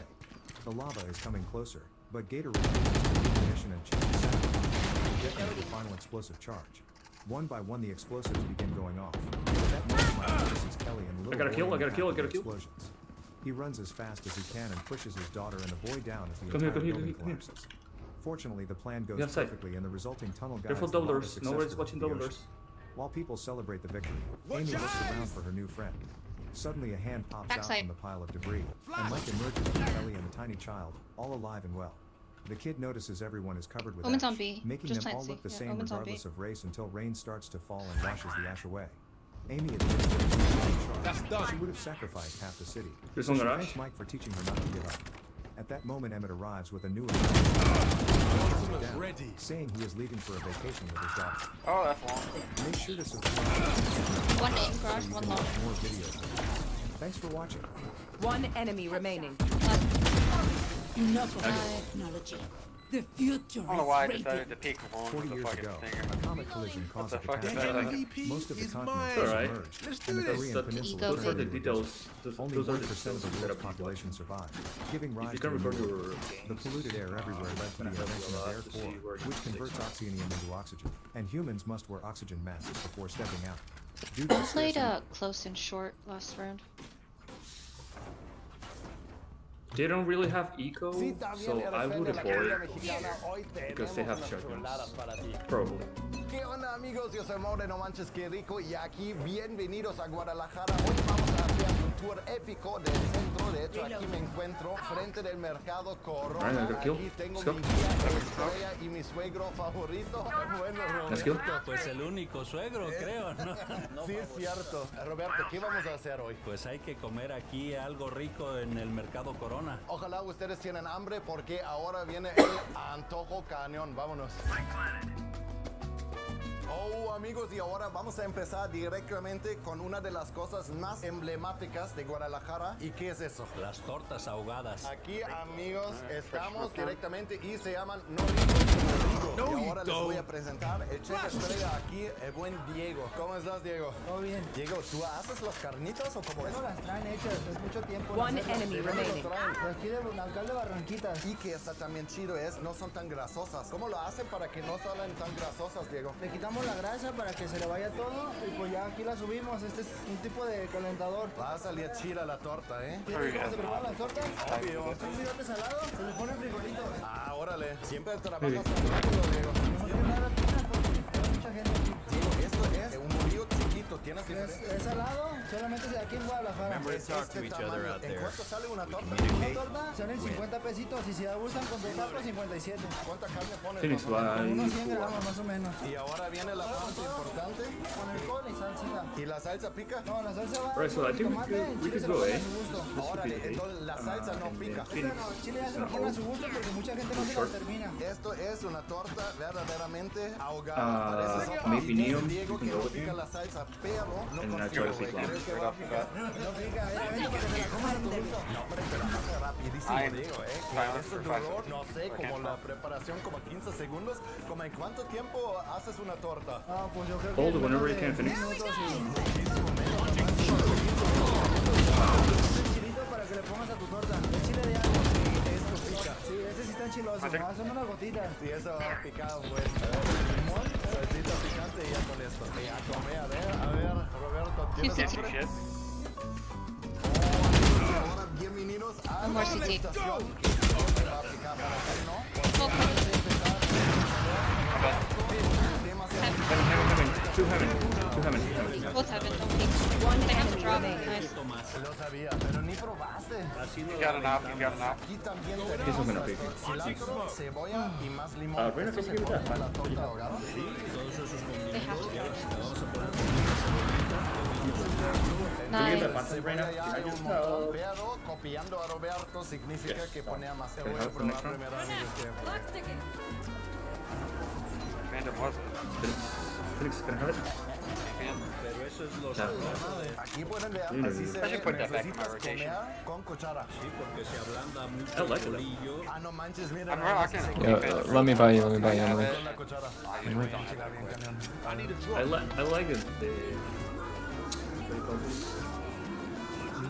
champion stuff. Está riquísimo. La salsa Oh, no yeah, the pica music. y tiene un saborcito casi You want to como la play? sopa. Let's play. Está riquísimo. Diego, Wanna dile pick this Roberto real que fast? no pica la salsa. Like that? Hay una salsa más picante aquí. Bueno, le vamos a poner unas gotitas, poquito. Roberto, ¿cómo te Take puedes that. comer esta salsa? You don't have to go. A probarle ya con la otra salsa más picante. Amigos, está riquísima. Go, esta go, torta. go with them. Es buena, ¿no? Es muy buena esta torta ahogada. Tiene el sello de Roberto. Ahora nos vamos a acabar estas chuladas. Me voy a la al 100 y nos vemos en el próximo lugar.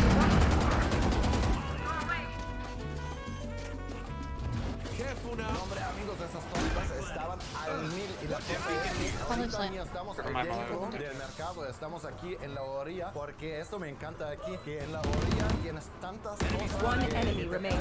Acerca más y más y más y más.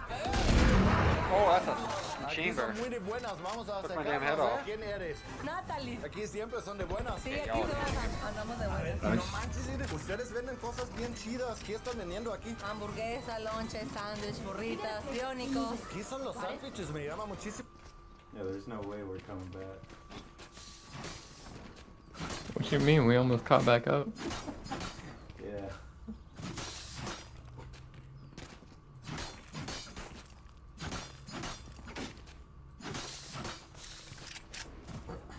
You gonna go through garage to see? We gotta be careful. We have 3 ults. We can just play a little bit standard, make noise everywhere, and then let's see. Smoke's down.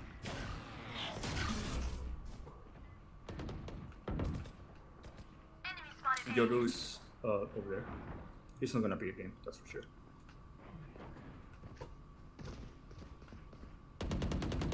We're coming B. B. Flash. Who's next? Target down.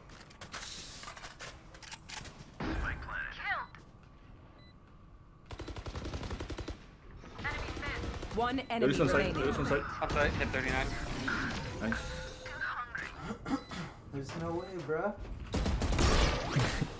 Hi, fight's not over, you know. I got some money to buy. Extra money if anyone needs. Need equipment.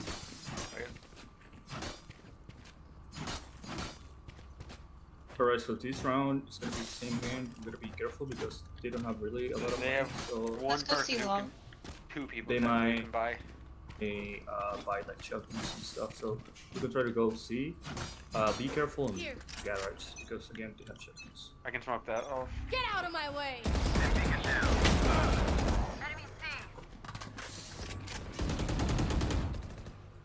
Reloading.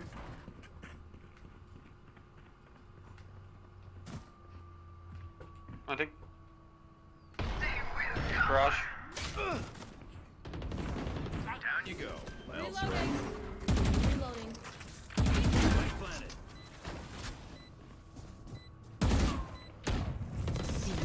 One enemy remaining. Garage, left one. On the smoke. Something smoke for it. Chill.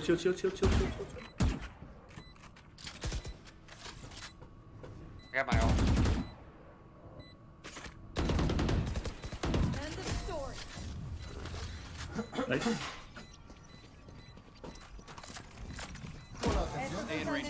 Puede ser jamón, panela, pierna, atún, pollo. ¿Qué es tu favorito? Pierna. ¿Me haces uno? Sí, claro. Amigos, les presento Can you drop me one of those? Eric aquí. Y Eric hace Should I help or too risky? Phoenix, don't forget armor. Armor. I did buy armor. Phoenix. Oh, God. Let's try to go A. I'm gonna stun short. Oh, I got silence. Chamber, we know is over here. Shot once. I can clear graffiti in a moment. Let me know when you're pushed out, Jet. Open up the sky. Oh, fuck. Hold on. We leave. We could leave.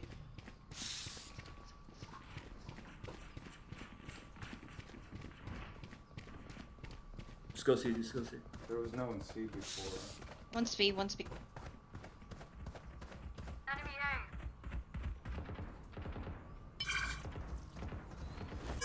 Don't peek. Just go C. Planting. Last player One's window. standing. What the fuck? Oh, damn it. I was hoping somebody else would swing before that fucker. Match point. New fight, new tactics. Keep it fresh, yeah.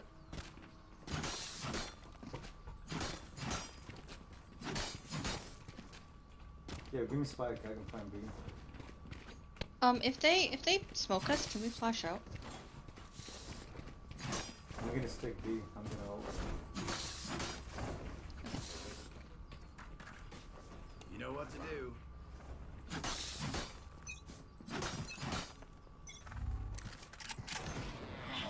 Gotta go. Come on, let's go! Here we go. Enemy C. One enemy remaining. Yoru, he has operator. Reload. Bro, wanna save it. Or no? Careful now.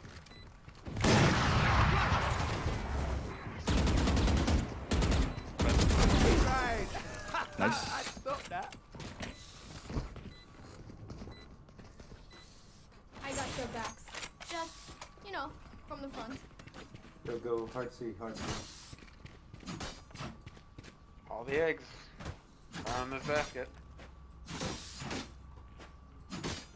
Have when you guys push garage, is someone in there?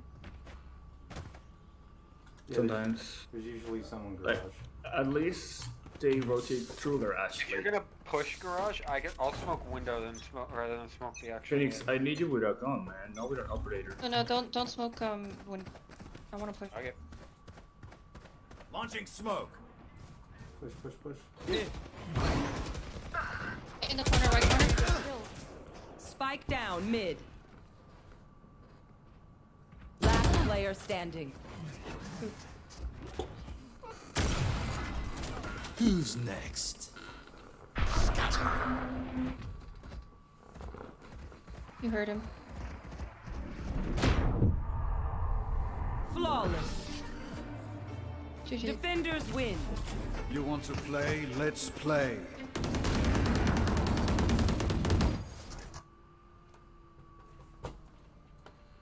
That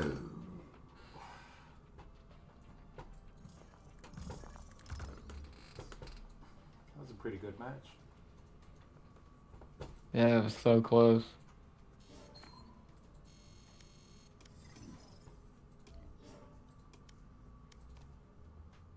Ooh, applied one. No wonder you fucking kept headshotting me.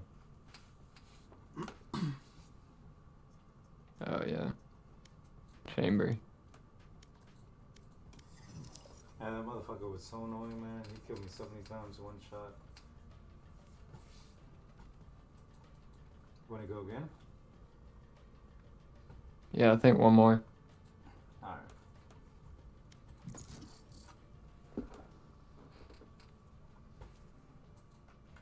Una cosa que llama muchísimo la atención, hace unos sándwiches bien bonitos. ¿Me haces un sándwich de pierna, porfa? Claro que sí. Pero una preguntita, ¿qué es esto aquí? Esa es la pierna. Órale, no hombre, amigos, esto sí se ve padrísimo. ¿Qué son los pasos que haces ahora? Primero escojo el pan y después le pongo una buena parte de crema. Órale. Pongo en la plancha para que se dore la crema y se llegue a calentar el pan. Después cojo la lechuga y ahora sí viene la pierna. Y se ve tan jugosa. Y ahora, más aguacate. Oye, Eric, ¿lo haces picante o no? No, si tú gustas picante. Mucho picante, porfa. ¿Mucho jalapeño quieres? Si no pica, no come Roberto. No, hombre, amigos, aquí tienen tantas cosas diferentes. Ahorita se acercó Roberto. Las jericayas, esto es también tradición de aquí de Guadalajara. Esto es una jericaya. ¿Cómo se prepara, sabes? Leche, huevo, canela y azúcar. Su cocción es baño María. Eso también necesitamos probar porque Roberto está babeando aquí. Es algo muy rico la jericaya. Recuerdo desde cuando era chico y que nos traía mi papá por aquí y comíamos jericayas y tacos sudados de canasta. Y ya también Eric tiene el sándwich listo. ¿En cuánto sale el sándwich? 41. A ver, qué chido se ve esto, Obra de arte de Eric. Y ahora, amigos, vamos a probar directamente porque se ve riquísimo. Pero Eric, ¿tiene salsa? Salsa de bañado, que es como chipotlada más o menos. ¿Y esta pica? Poquito. A ver, vamos a preguntar a Roberto. ¿Quieres el sándwich bañado? No, este así mejor está bien así. Qué raro, ¿no? Aquí en Guadalajara bañan todo, pero es que no entiendo esas reglas de cuándo se baña algo y cuándo no. Yo pienso que no. Por el tipo de pan, si bañas un pan de sándwich, se va a hacer como... Se hace atole. What the fuck, you locked it? No. Pero el bolillo por fuera es crujientito y como que guarda la forma esto, si lo bañas... Vamos a bañar banear la mitad. Y ustedes, por favor, pongan abajo en los comentarios en qué Did momento you block puedes it? banear algo y en qué momento no, porque yo no entiendo.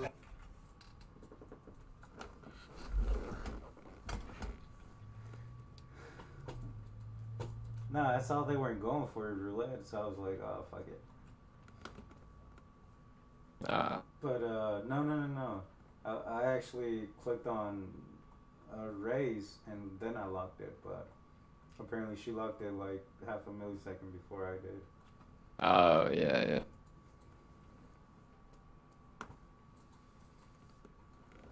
Well, fuck it.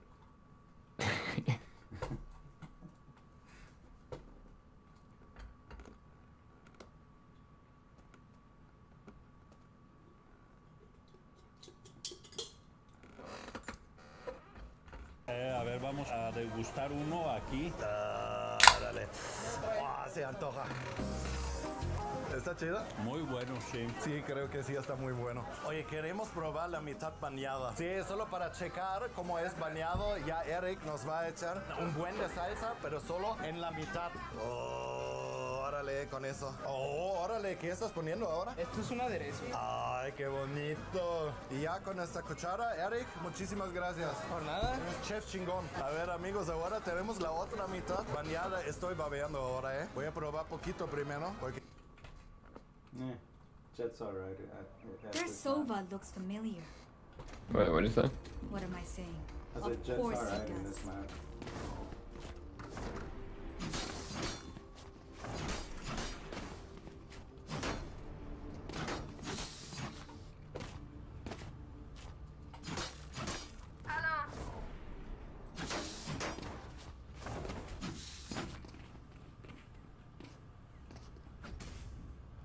I'll take point.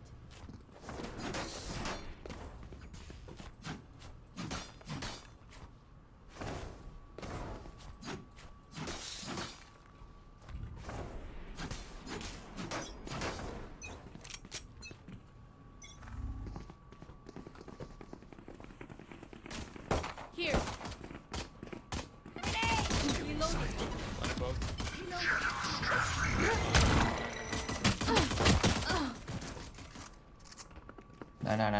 No, don't go. Say you have help. Me voy a enchilar bien, camión. Sandwich bañado. La neta, amigos, está re bueno. Y ahora mi esposa. Pues sí, la presentación 10. Pa' adentro. La pierna y la salsa está buenísima. A ver, amigos, ahora falta una cosa muy importante que estaba pidiendo Roberto. Aquí una jericaya. Se come primero lo doradito, es algo delicioso. Es uno de los mejores postres que he probado. Se ve bastante como flan. Roberto es muy amable, me comparta su jericaya. Y mira, el resto es para ti, Roberto. No quiero robar el... Así se ve.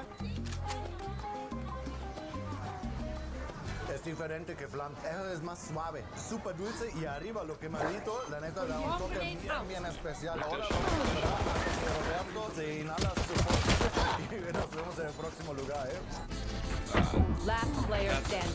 Oh, amigos, y ahora bienvenidos a un lugar que estaba pidiendo que probamos todo. El bueno Roberto. Aquí estamos en el Mercado Corona, en los tacos de canasta o los tacos sudados. Sí, esto comiste mucho con tu papá. Hace muchos años aquí veníamos los domingos después de misa a desayunar unos tacos de canasta. Entonces, amigos, les presento aquí Chef Estrella Estela. Bienvenido, dígame a la orden. ¿Nos puedes enseñar qué estás vendiendo? Sí, claro que sí, con mucho gusto. Son tacos de canasta, mi amor. Hay de chicharrón, hay de cebrada, hay papas y hay carne. Entonces yo digo que uno de cada uno para probar. Claro que sí, mi amorcito. Y mientras Estela está preparando nuestro orden, que está rapidísimo, aquí quiero enseñar que tenemos salsa, tenemos chile, tenemos más salsa y tenemos... ¿Qué es col? No, mi amorcito, es col. Hay salsa con chile, salsa con nopales, guacamole, chiles jalapeños.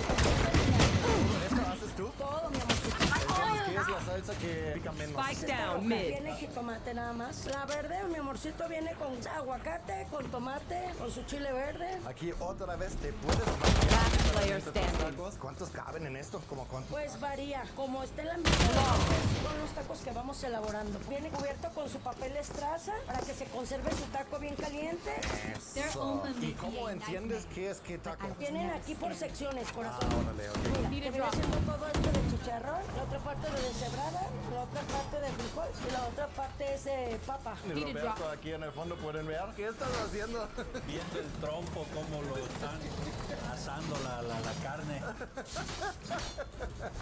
A ver, ahora nos va a hacer el honor que ella nos va a preparar un plato estilo Guadalajara. Ven, precioso. A ver. Gusta que le ponga de toda su verdura, al gusto de usted. Ese es servicio, ¿eh? Viene con su col rallado, hay su chilito, su guacamole, con poco picante. Usted me dice, mi amor, porque es para el gusto de usted. Está bien, y ahora sí nos vamos a agarrar los dedos. En cuchara dice Roberto apapachado. Let's rotate. Ah, se enchiló. Está caliente. Pensé que la primera vez puedo ver a Roberto enchilado, pero no. Ok, amigos, yo tengo aquí el lado de la... Se ve re bueno y la cosa es que se ve completamente diferente que en la Ciudad de México. Aquí en Guadalajara siempre dan un montón de salsas para que te puedas bañar literalmente toda la comida. Saben completamente diferente. Aquí la tortilla es más crujiente todavía. Pica, pero ala. En la Ciudad de México. Oye, Roberto, ¿cómo no te puedes enchilar con esa salsa? Estoy hecho a lo azteca. Mi esposa también es hecho a lo michoacano y Player al standing. principio está dulcecita la salsa. Después de 10 segundos empieza a picar y se suma. Tengo que decir que el chicharrón está buenísimo. Sí, para que ustedes también puedan probar esto. Aquí es en el Mercado Corona por Independencia, corazón. Para cuando gusten llegar, ya saben que son bienvenidos y son los mejores tacos, ¿eh? Un taco a 6 pesos y cuando gustan de mayoreo, de 50 tacos en adelante se los dejamos a 5 pesos. Y aquí todo el tiempo se para gente, ¿eh? Okay, Que aquí, we know the drill. como todo el Stick tiempo to your hay rolls gente and que we'll se crush están it. comprando tacos. Y ahorita vamos a seguir al próximo lugar que ustedes ya creo que saben qué va a pasar. Porque Roberto, de hecho, está formado, creo que. Estamos aquí en fila para que nos den unos tacos. Amigos, vámonos. Oh, amigos, y ahora bienvenidos al próximo lugar. Aquí estamos frente de una taquería bien especial porque aquí hacen un trompo que llama muchísimo la atención. Chequen esta chulada aquí. ¿Cómo te llamas? Leonardo. ¿Tú haces este trompo? Sí. Y luego ustedes hacen todo al carbón, ¿verdad? Sí, aquí todo al carbón, porque sale más bueno. Te atrae el olor, porque con el carbón no sé qué pasa, pero da un olorcito diferente y está riquísimo. Y ahorita les presento aquí el jefe, el buen Héctor, y Héctor nos va a explicar un poquito cómo se hace todo, porque aquí trabajan súper eficientes. ¿Nos puedes explicar un poquito cómo lo hacen? Se corta la carne, se prepara en el taco, se coloca la tortilla, está hecha a mano, lleva cilantro, cebolla y se prepara para el cliente al gusto de lo que quiera. Ustedes entregan en cuánto, en como 10 segundos, ¿verdad? De 10 a 15 segundos más o menos. Eso es brutal. Aquí en Guadalajara entregan la comida muy cañón hasta que hay un restaurante que es el restaurante más rápido del mundo. Aquí son casi la competencia porque lo hacen en estaciones, ¿no? Aquí Leonardo corta un montón de carne, por eso tiene tanta carne lista. Se transfiere aquí hacen los taquitos se envuelven en papel y luego pagas directamente con Héctor. Entonces esto está bien padre. Y a ver, ¿dónde está Roberto? ¿Cuántos tacos quieres? 30 seconds Pues yo left. creo que nada más uno Spike porque down la verdad ando muy lleno. ¿No estás? 3, por favor. Muy bien, ahorita te lo preparamos, amigo. Vamos a seguir nuestros 3 tacos. Aquí se corta la carne. Chequen eso. Oye, ¿no tienes ganas de morder directamente el trompo? You spike down A. One enemy remaining. 10 seconds left. Se va la carne aquí. Ahora vamos a checar directamente con cebolla, con cilantro y palillo. No, rapidísimo. Y aquí tenemos nuestro orden. ¿Y cómo te preparas esto? ¿Salsa, limón? Salsa destilada, amigo, limón Last picante, player una salsa standing. roja sin picante y una salsa roja con picante. Amigos, la neta, yo sé que va a poner a Roberto. Chilimoncito, salecita. Ah, mira, ok. Y la salsa que sí pica. Ahora sí. Y otra vez no te enchilas. Está muy rico, muy bien doradita en el trompo. La neta, amigos, como dice trompo, como parece más carne asada, ¿no? El carbón también da el toque extra. También quiero probar. A ver, entonces ya me está obligando Roberto a de poner la salsa roja. ¿Siempre te pones sal? Para que no pique tanto. Eso es tu truco. La sal neutraliza el picante. Qué tramposo, A ver, eso ponen un comentario abajo que ustedes conocen ese truco. Pero ya de todos modos, aquí tenemos nuestra chulada.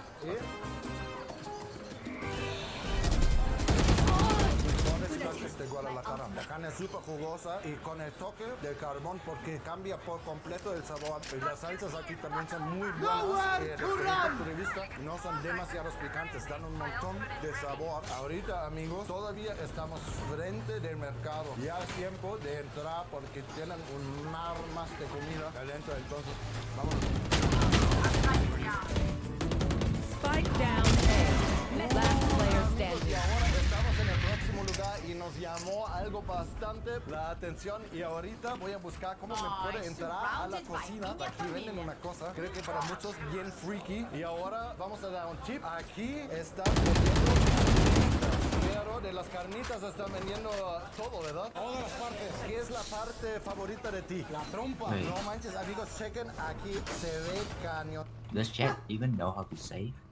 Till us have 0 kills, what the fuck? I will be their nightmare.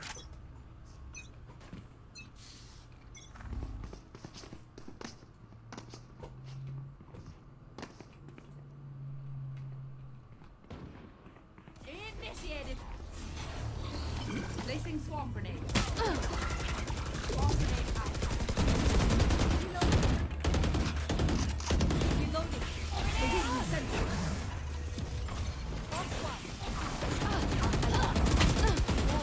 Spike down B.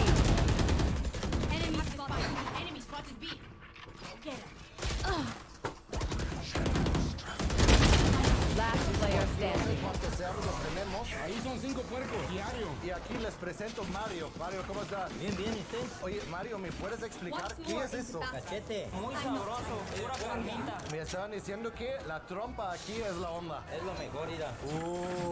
Órale. Es lo que pide mucho la gente. Sí, la neta, eso quiero probar. ¿Cuántos quieres? ¿Cuánto sale un taco de trompa? 10 pesos. No manches, estaré bueno. ¿Nos das 3, porfa? La cosa aquí, amigos, es que llama muchísimo la atención como te pasas aquí al ladito y tienen aquí un montón de carnitas. Están preparando todo fresquito y hacen poco a poco más, You're pero gonna hacen 5 puestos aquí. Entonces ya saben cuánta gente está comprando aquí carnitas. Es un montón. Así, aquí pueden ver el corazón y también el corazón sale muchísimo. Oye, Mario, ¿qué te gusta más, corazón de cerdo o de res? De cerdo. Todos ustedes hacen esto aquí, ¿verdad? Spike down A. ¿Cómo lo preparas? ¿Con cebolla o con cilantro ya? Cebolla, cilantro y limón. ¿Quién hace los salsas? ¿Tú? Cristian. Last player Hay de standing. las dos. Sin chile, con mucho chile y más o menos. Okay, ya no. Yeah, this is pretty bad. Paint? Check. Charges? Check. Brakes?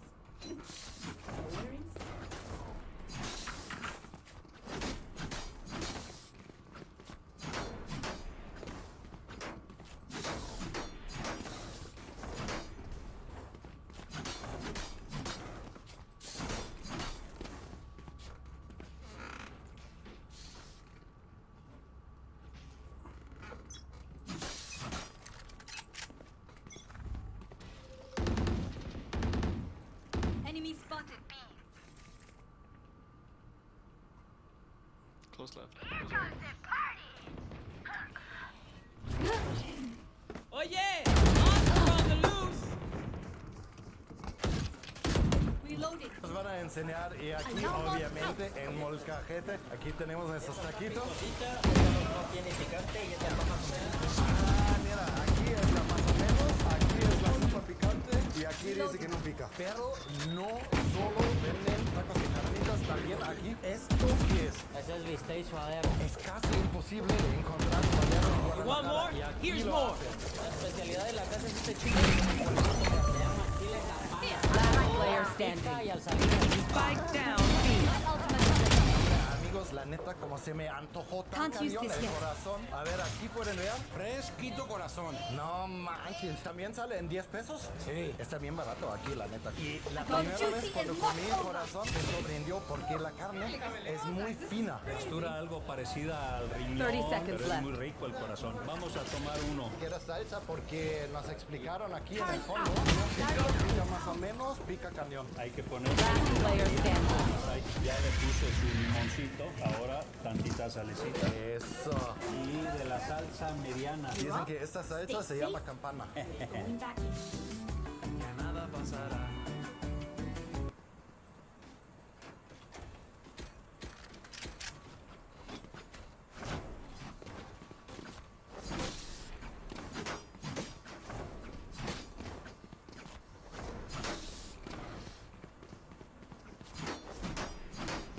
Claw through them.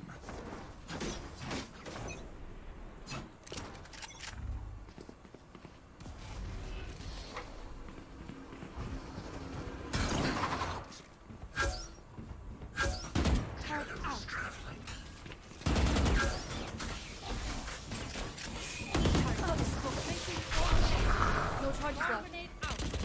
Reloading. Enemy spotlight. Oops.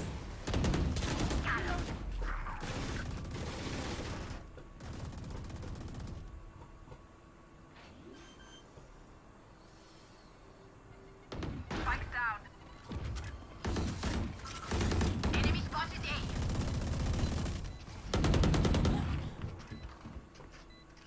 Alright, boys.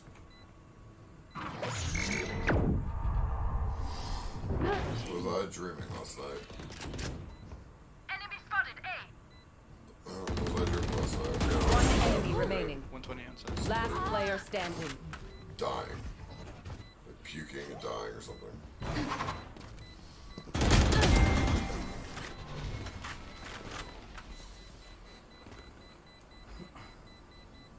Oh, this is a much better trajectory. I literally woke up in the middle of the night and said someone get somebody this? like, I don't know, bro, like Thank you. making so much noise, like throwing up or something. I was like, what the fuck is happening?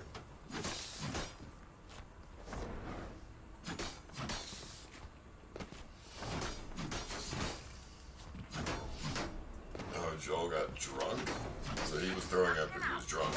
Bro, I swear to God, I woke up at 11:30 to go pee. I could not stand to pee. Like I was standing peeing and I just got so nauseous and so sick. I had to sit down to pee. Placing swarm grenade. Swarm grenade out. So I don't know what that was about. Placing sentry.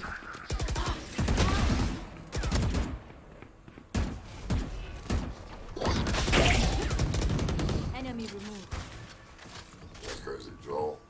So he was just drunk. Okay, that's fine. Reloading. That was, I mean, that was a nice, what, 10 hours of Player sleep? Oh standing. man, I feel good. I feel okay right now. Like, my legs, you know, a little sore, but like, no big deal. I don't This feel place like, is nice, but not nice enough to die. like Let's bad win or and get out of whatever. here. Yesterday, I was so exhausted yesterday that I just didn't want to do anything. I just wanted to sleep. I feel good now.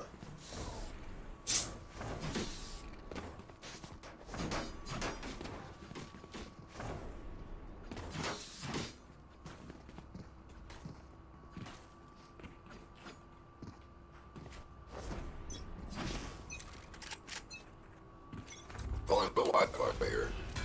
Fuck shit. You'd be able to see it in higher quality. Okay, I'm gonna go try and get the Reloading. Block the Everest sight. link. Get some better Wi-Fi here. Placing sentry. The views are crazy though. Reloading. Oh yeah! Monster on the loose!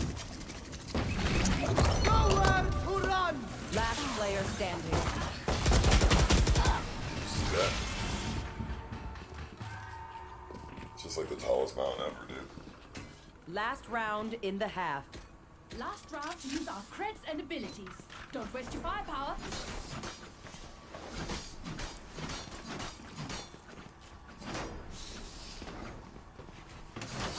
It's fucking crazy. That's not Mount Everest, but yo, that's just tall as fuck. I don't know, it's obviously some kind of Himalayan mountain, but we get there, bro. This is gonna be fun. Okay, I'm gonna take a shower because, yeah, I haven't showered in 3 days. And, yeah, hopefully the water's not.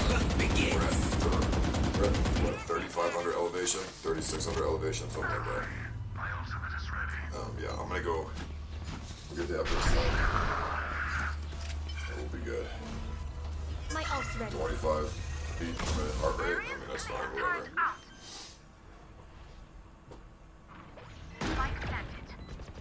My door's blocked. Last player standing. Enemy kill.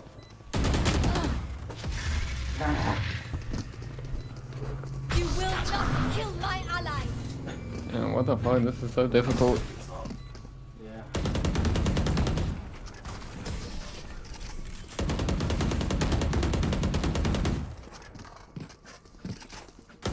Switching sides. Fucking, I think Thursday was Everyone really makes difficult. fun I of fucking German lost everything. efficiency. Ha ha. Just keep laughing as you use all my gear.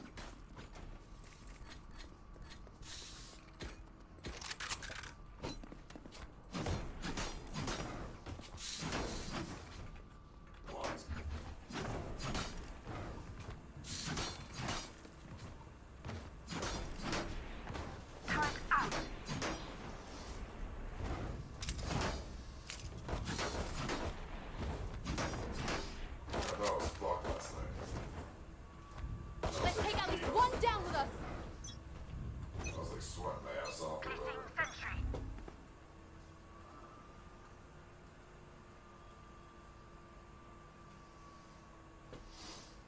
Yeah, I'm gonna run the water for 5 minutes, yeah.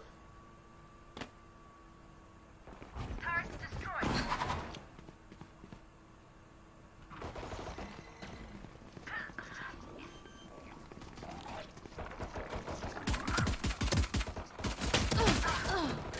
Last player standing. Spike planted. Yeah, yeah. Maybe they have Everest. Flawless. Hopefully it's good Wi-Fi. Match point. I got their backs. Just, you know, from the front. Wait, let me connect to the Wi-Fi. Because last night it was a bit cloudy and the Wi-Fi is based on satellite. And there's no clouds right now. It's a clear sky. So the Wi-Fi might actually be a lot better right now. So I can up the quality. Maybe.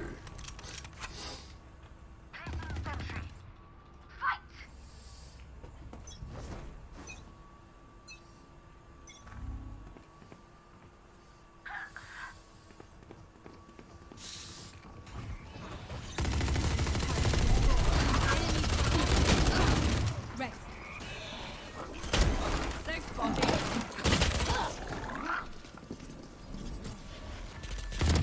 One enemy remaining. 3 down.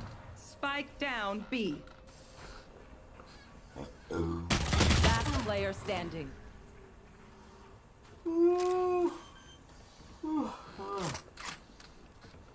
Spike planted. Clutch. Attackers win.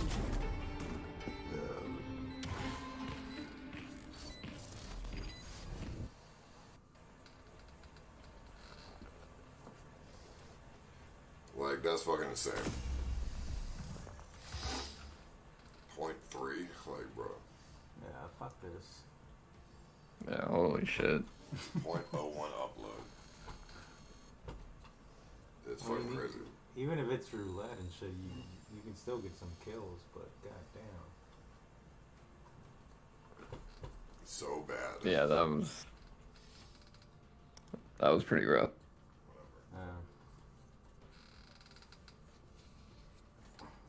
I guess I'm gonna go to bed. Yeah. I'll catch you later, man. Alright. Take care. You too.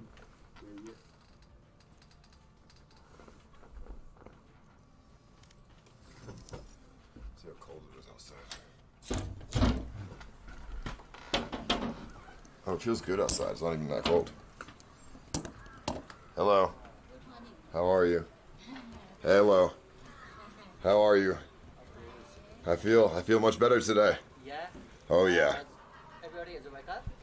I don't know. I think Joel's dead. Okay, so today is clear weather. It's better to take breakfast, then we go to the viewpoint, okay? Oh yeah, viewpoint. See, we didn't have to wake up at 5 in the. Viewpoint only up there. We didn't have to wake up at 5 in the morning. Yeah. Because after 12 o'clock to that is cloudy. Because today's weather is clear weather. Yeah, lucky us.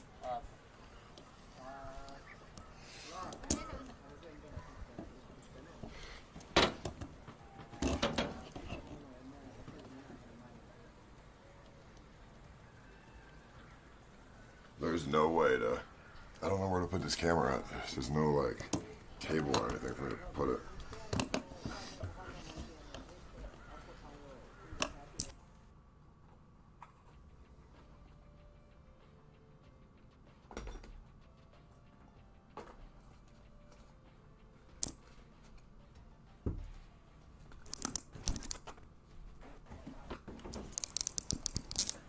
Okay, I'll be right back.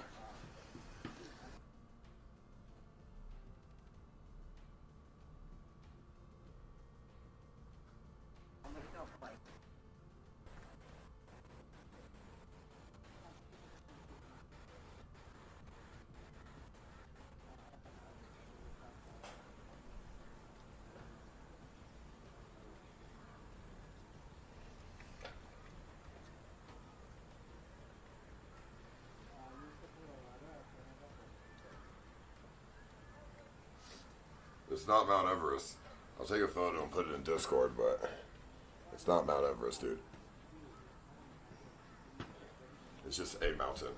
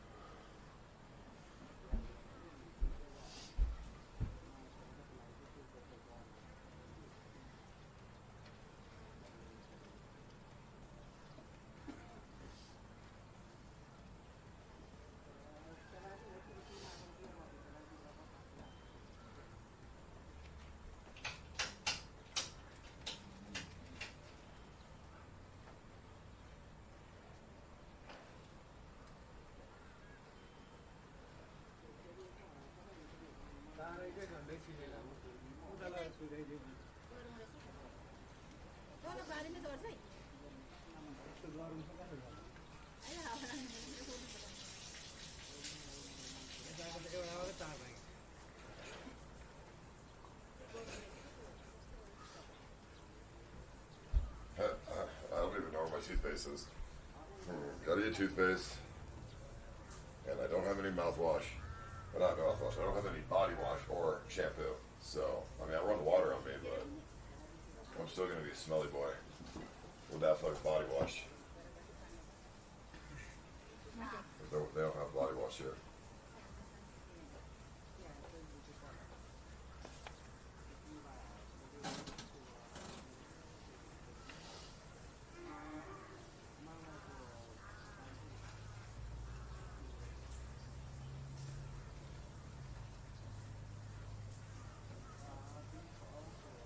There's no soap in here.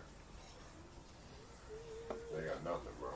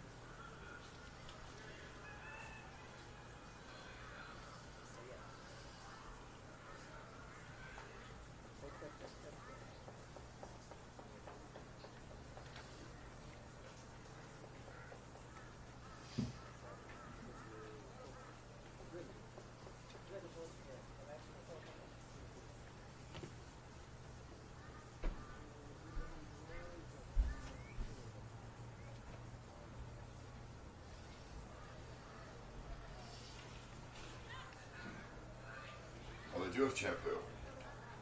Give me just a little bit of shampoo. No body wash, just alright.